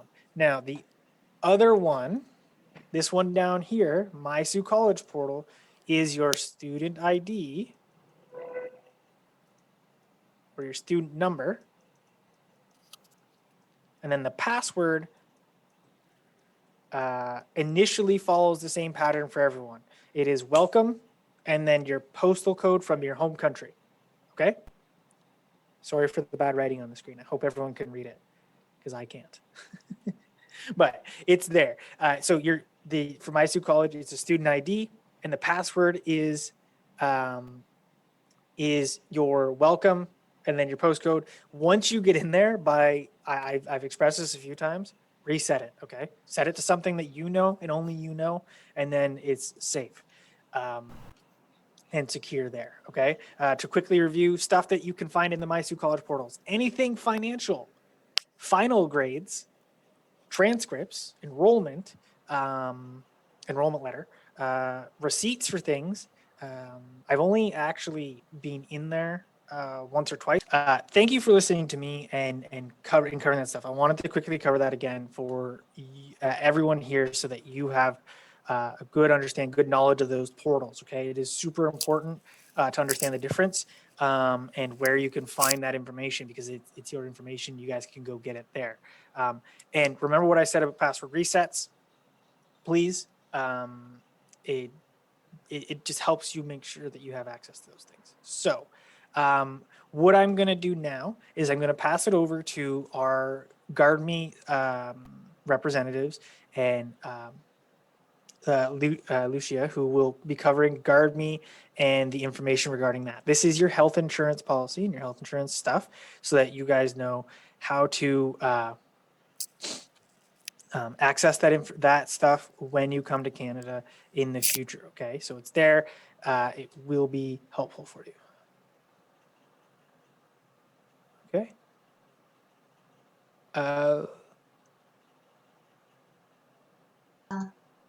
Hey, we can hear you. Thank you, Lucy.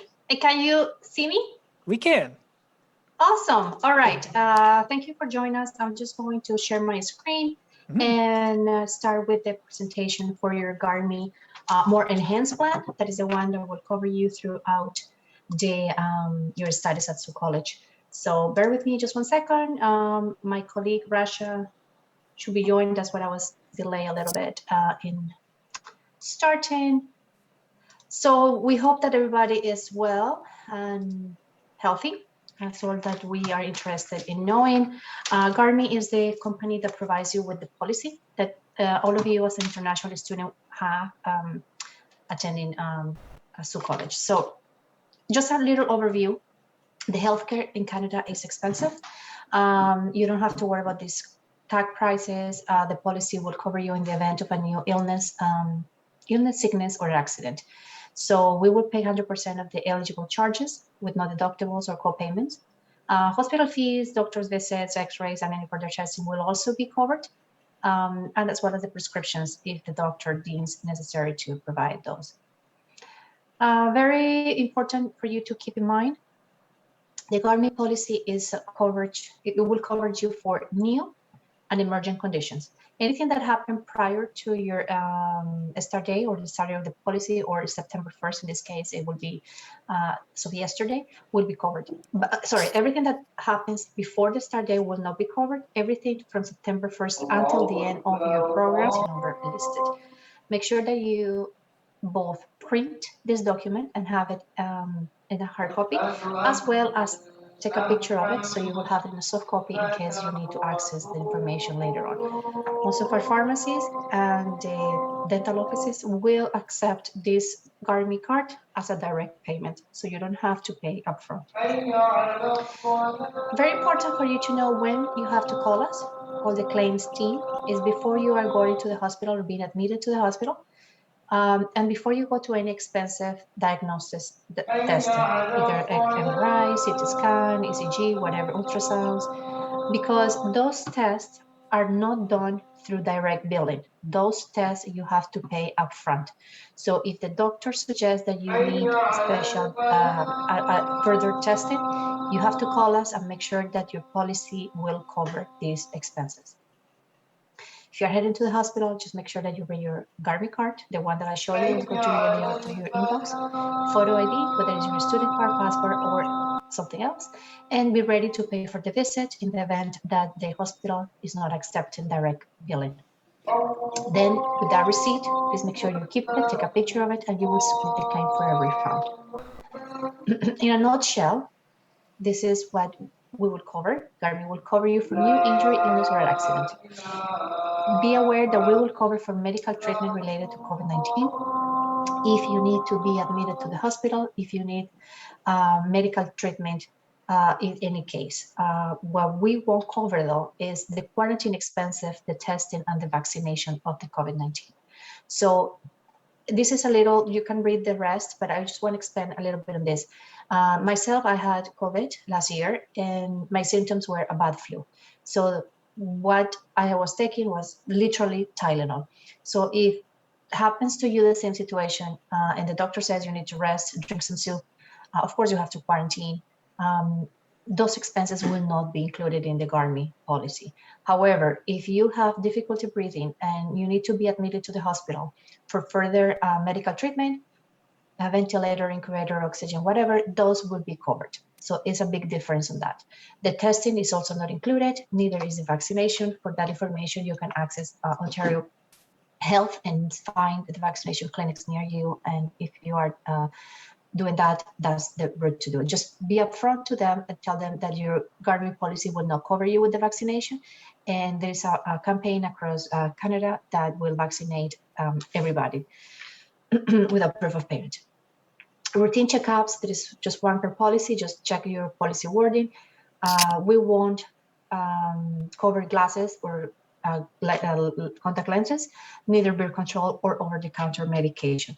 As an example of over-the-counter medication, Advil, Tylenol, Pepto-Bismol, and so forth. So anything that you can grab out of a shelf and pay for it at the cash will not be covered. That's the difference between over-the-counter and prescription medication. A little triage of where you go when you are sick. Try to call mobile doctor for any symptoms. As soon as you get a symptom that you're feeling ill, just give a mobile doctor a call. They are open 24/7 over the phone, text, chat, and they can prescribe medication for you. If the doctor needs to examine you, the best way is to go to a walk-in clinic. You still have to make an appointment, especially now in COVID times. They are not just seeing everybody walking in. They need to screen. In hospitals, of course, if you are short of breath, if you can walk, if you fainted, if you're in an accident, 911, get an ambulance and just to a nearest hospital. But please don't go to the hospital if you have a mild symptom, if you have diarrhea, or because I tell you right now, and this is a personal experience, I had difficulty breathing and chest pains. Of course, mobile doctor was not going to be my solution. I had to go to a walk-in clinic. The walk-in clinic threw me away and sent me to the ER. So I was there, they did ECG, I'm fine, but that's just the route to take. Because of COVID, they are screening with fevers, allergies, renal. So just make sure that you read the protocol before you go to any of these facilities. Also keep in mind that pharmacies, if you have just mild symptoms, pharmacists will help you locating over-the-counter medication that will work for your symptoms. So just use that avenue as well. As I mentioned, and I'm going very fast because I don't have much time, but a mobile doctor, it will be your best friend. So just give them a call, open the account as soon as you get your policy number, and have the account ready to use it. Even though you are not sick at the moment, don't wait until you have symptoms to open the account. You will open the account, you are registered with your policy number, your date of birth, you are getting paired with a doctor, ask for your symptoms, and your prescription could be either delivered to your home within 1 business days, or you can pick it up at a pharmacy. This is a customized site that I'm going to ask you to please save it as your favorite, because in here you will find a host of information very important to you. From your policy documents, you can download the policy wording and summary in your own language. We have many languages available. Finding a clinic near you. If you are maybe you are not in Sault Ste. Marie, maybe you're visiting in Toronto, Niagara Falls, or Quebec. GARMI has coverage across Canada. You can log into your account and see the status of your claim. Of course, the mobile doctor, keep me safe. All this information, you can find it in the left side. Find a Canadian clinic, same option. Just click on the left side and type in your address or postal code, and it will give you a list of preferred network. If you happen to go to a provider that is not part of our network, it could happen. Make sure that you keep the receipt, and then you go back into the customized site and are going to submit the claim. Just watch the steps, follow the steps, and This is basically what you need: name, policy number. Make sure you attach all the documents of payment done. If you don't attach the scanned invoices, no payment will be done.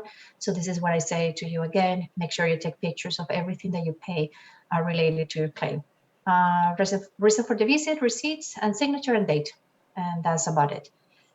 Very important here, if you are in Canada with your dependents, your spouse and your children, just be aware that they are not automatically covered within your policy. So you have to purchase an individual policy for each of them. This can be done through the customized site under Adding Dependents. We also have the Campus Ambassadors team. That is an option of networking available to you. And we have many options, the way that you can be starting your resume and getting some training, meeting peers and so forth. So send us an email if you are interested in joining the team as well. Please take a picture of this as well.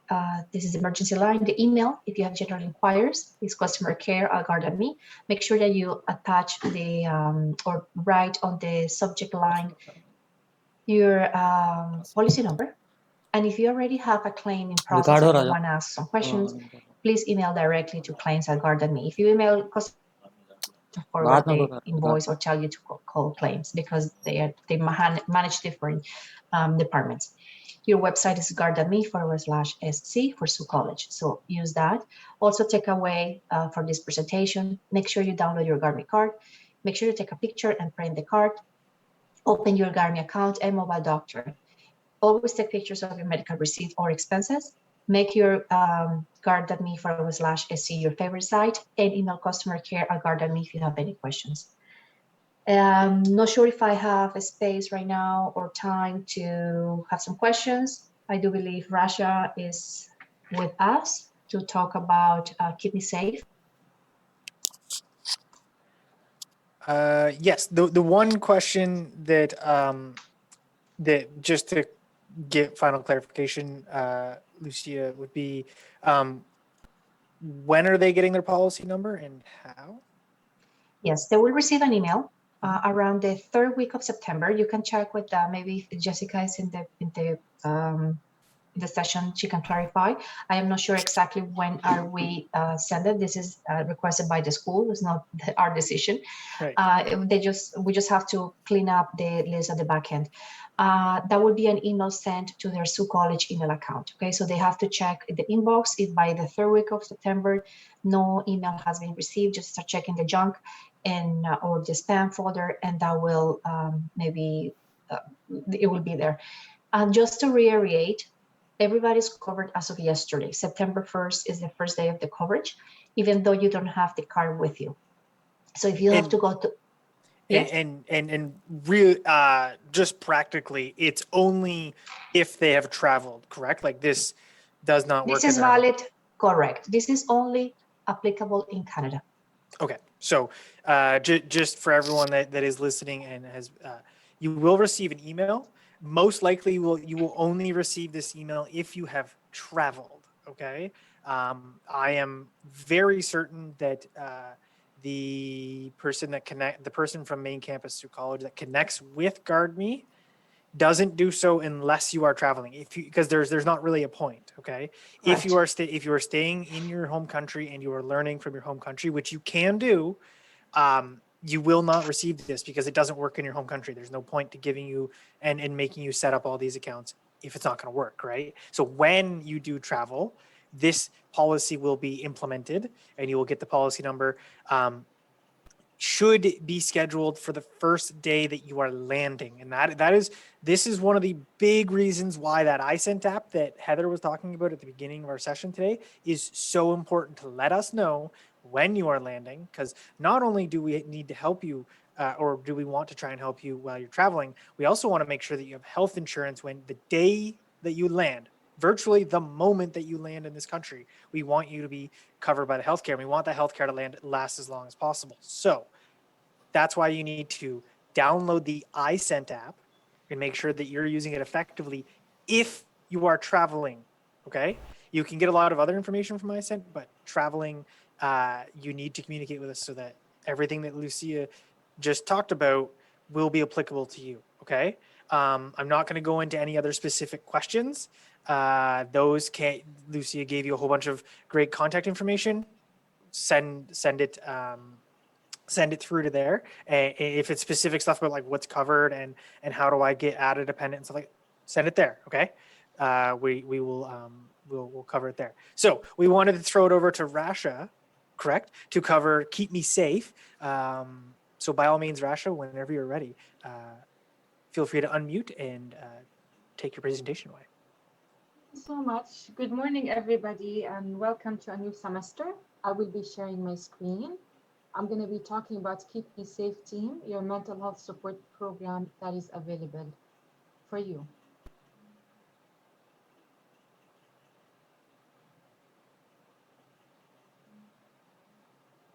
So Keep Me Safe, it's a mental health support program that is available for you guys in case you need to talk to someone. Some of the examples where you can reach out to Keep Me Safe, for example, managing pandemic burnout. We're all tired from COVID, and sometimes we need to talk to someone about how to deal with our frustration or read articles on how to deal with our struggles during COVID, how to achieve life, school, work balance, managing stress, depression, anxiety, academic issues, relationship issues, and anything that you're struggling with. Sometimes you know what, you have an exam coming up and you're feeling a little bit stressed, a little bit worried, and you would like to talk to someone. You can do that through using Keep Me Safe. So Keep Me Safe, the great thing about it, it's available any time of the day or night.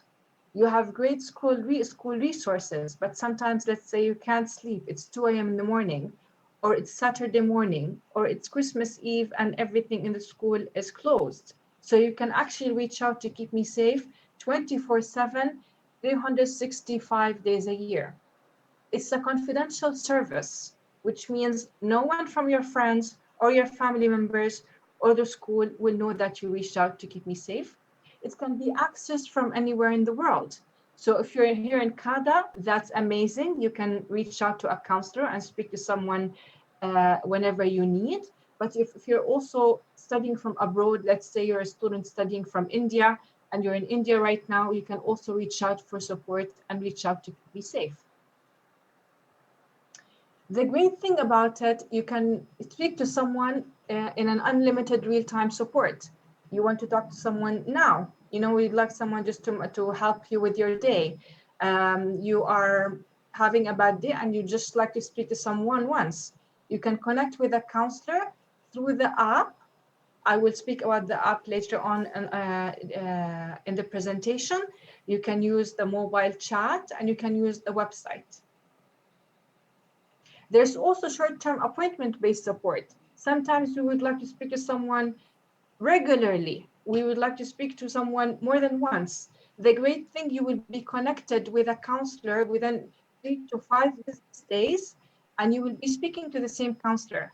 And the amazing thing here, if you feel that you're not connecting with that counselor and would like to change the counselor, you can do that as well. You can get help also finding community resources. Let's say you would like to ask about mental health services or childcare services or shelters or substance abuse programs. You can reach out to Keep Me Safe and you can speak to a counselor who can assist you with all those things. You can also read hundreds of articles and videos about any subject that you wish. You can also complete a mental health care assessment. You can sign up for virtual fitness plans. And the great thing is that the My SSP app is available in 5 languages: English, French, Mandarin, Cantonese, and Spanish. However, if let's say you would like to speak to someone in Punjabi, you can ask when you call in to Keep Me Safe. You could say, you know what, I would like to speak to someone who speaks Punjabi, who's originally from India, who will understand my culture and my language. We will do our best to connect you with a Punjabi speaking counselor. So first time calling or chatting, you will need to finish to set up your profile to make it faster and easier for you to connect in the future. Before you initiate your first chat, you should read and through the disclaimers and make sure that your profile is complete. So how to call Keep Me Safe outside of Canada and the US? As I mentioned, if you're in India, you can make an international call from your phone. You can call collect, and you can call via Wi-Fi connection. The number is on the screen. But a piece of advice and a secret, always use the app. I will speak about the app shortly. So if you guys have your phones, what I would like you to do, if you have an iPhone, go to the Apple Store and download My SSP. If you have a Samsung, go to Google Play and download an app that is called My SSP. I will give you a few seconds to download the app. Actually a minute to download the app. It's very, very important to have the app on your phone. Again, it's called My SSP. Once you download the app, it will ask you about your school. So choose Sault College and then set up your profile. This is an amazing resource for you guys. As I mentioned, it's confidential. It's available 24/7, and you can get connected with someone who speaks your language and understands your culture about anything in the world. Winter blues, time management, anxiety, depression, just a bad day, conflict resolution, anything. And it's confidential. Again, the app is called My SSP. Choose Sault College. As I mentioned, it's confidential, and you can connect to a counselor by the telephone, by secure clinical chat, or by the app. There's a barcode on the screen. You can scan the barcode with your camera, and it will direct you to the My SSP app on your phone. Or as I mentioned, if you have an Apple phone, if you have an iPhone, go to the Apple Store or to Google Play if you have a Samsung. We also would love to hear your feedback. So you can call and indicate that you want to share a positive experience or a complaint. You can submit a feedback via keepmesafe.org. We are on social media. We're on Instagram, Facebook, and Twitter. Just look for Keep Me Safe. And there's one more slide that I would like to share with you. So we have the Guard Me Campus Ambassador Program. It's a volunteer position. You will be working with campus ambassadors from your school and networking with campus ambassadors across the country. That will give you a great volunteer experience. You can add it on your CV, will give you a certificate, and it will give you a certificate and a reference letter. If you're interested, scan the barcode on the screen, and it will automatically take you to the application form. I'm just going to give you a minute. Again, it's a volunteer position that will be very beneficial for you and for your future and your studies. And I want to thank you so much for this opportunity. I hope that you all have a wonderful semester. And if you guys have any quick questions, I'm available right now. Okay, we don't actually have the chat enabled, but I'll see. Would you, the SSP barcode that you did display, can you go back to that one just for another 30 seconds or so? Absolutely, of course. Here it is. Okay, so this is the SSP barcode, everybody, that if you point your camera at, will prompt you to open a link so that you can download the app for the mobile chat. Yeah.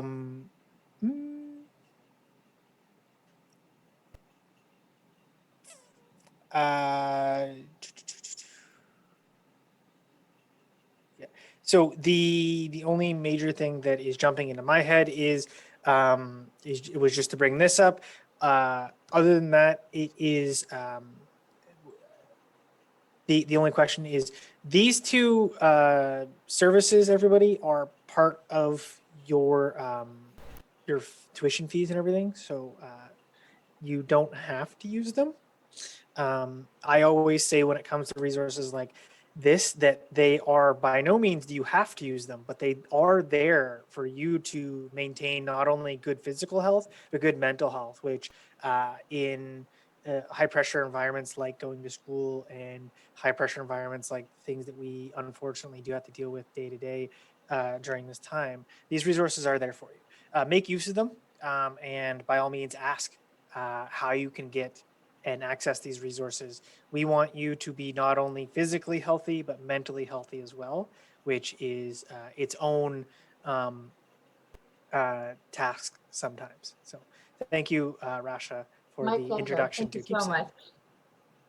Bye. Bye. Okay, so we're coming up on the end of our time today. Are my expectations for tomorrow, and a brief introduction to tomorrow is that tomorrow is day 2. We go in depth into the tools and resources that we'll be using. We'll be touching on Microsoft Teams and how to use it. I like to do this one because not everyone knows Microsoft Teams. A lot of you know WhatsApp. A lot of you might know Zoom, but Microsoft Teams is it's different, okay? But it is just as well, it's going to be fundamentally useful to being able to properly participate in class, okay? Also, we'll be doing Brightspace. We'll be going over some tips and tricks on how to avoid academic or plagiarism and academic integrity issues. And we'll also be doing, sorry, one second. We will also be doing Proctorio, the online proctoring tool and service that the school uses for your tests and things, with a little bit of Turnitin information in there as well. So although these are not, these are, some of them are similar to what we covered today, the vast majority of the information is new. It will be a chance also for you to ask, cover and ask questions tomorrow as well. I personally try to make TSWs as interactive as possible and work with a lot of the things that you're doing. And I know over in Brampton, you guys will have a great time covering that information as well. So thank you for your time today. And remember those emails that if you have any questions, and please be patient as we try to respond to each and every one of you as quickly and nicely as possible. So thank you for your time today, and we'll see everyone tomorrow at day 2 of the orientation. Given today, and you'll be provided with more information on, for those of you that already are in Canada, you can actually come to the campus, pick up your student lanyards. We will go over all of the COVID processes with you tomorrow as well. So please do join the separate Toronto and Brampton orientations because your faculty and instructors would also love to introduce themselves as well. So once again, thank you for joining, and thank you, Russell, for hosting this Student Success Day 1. And now questions will be answered tomorrow as well. Absolutely. Thank you. Thank We'll you, see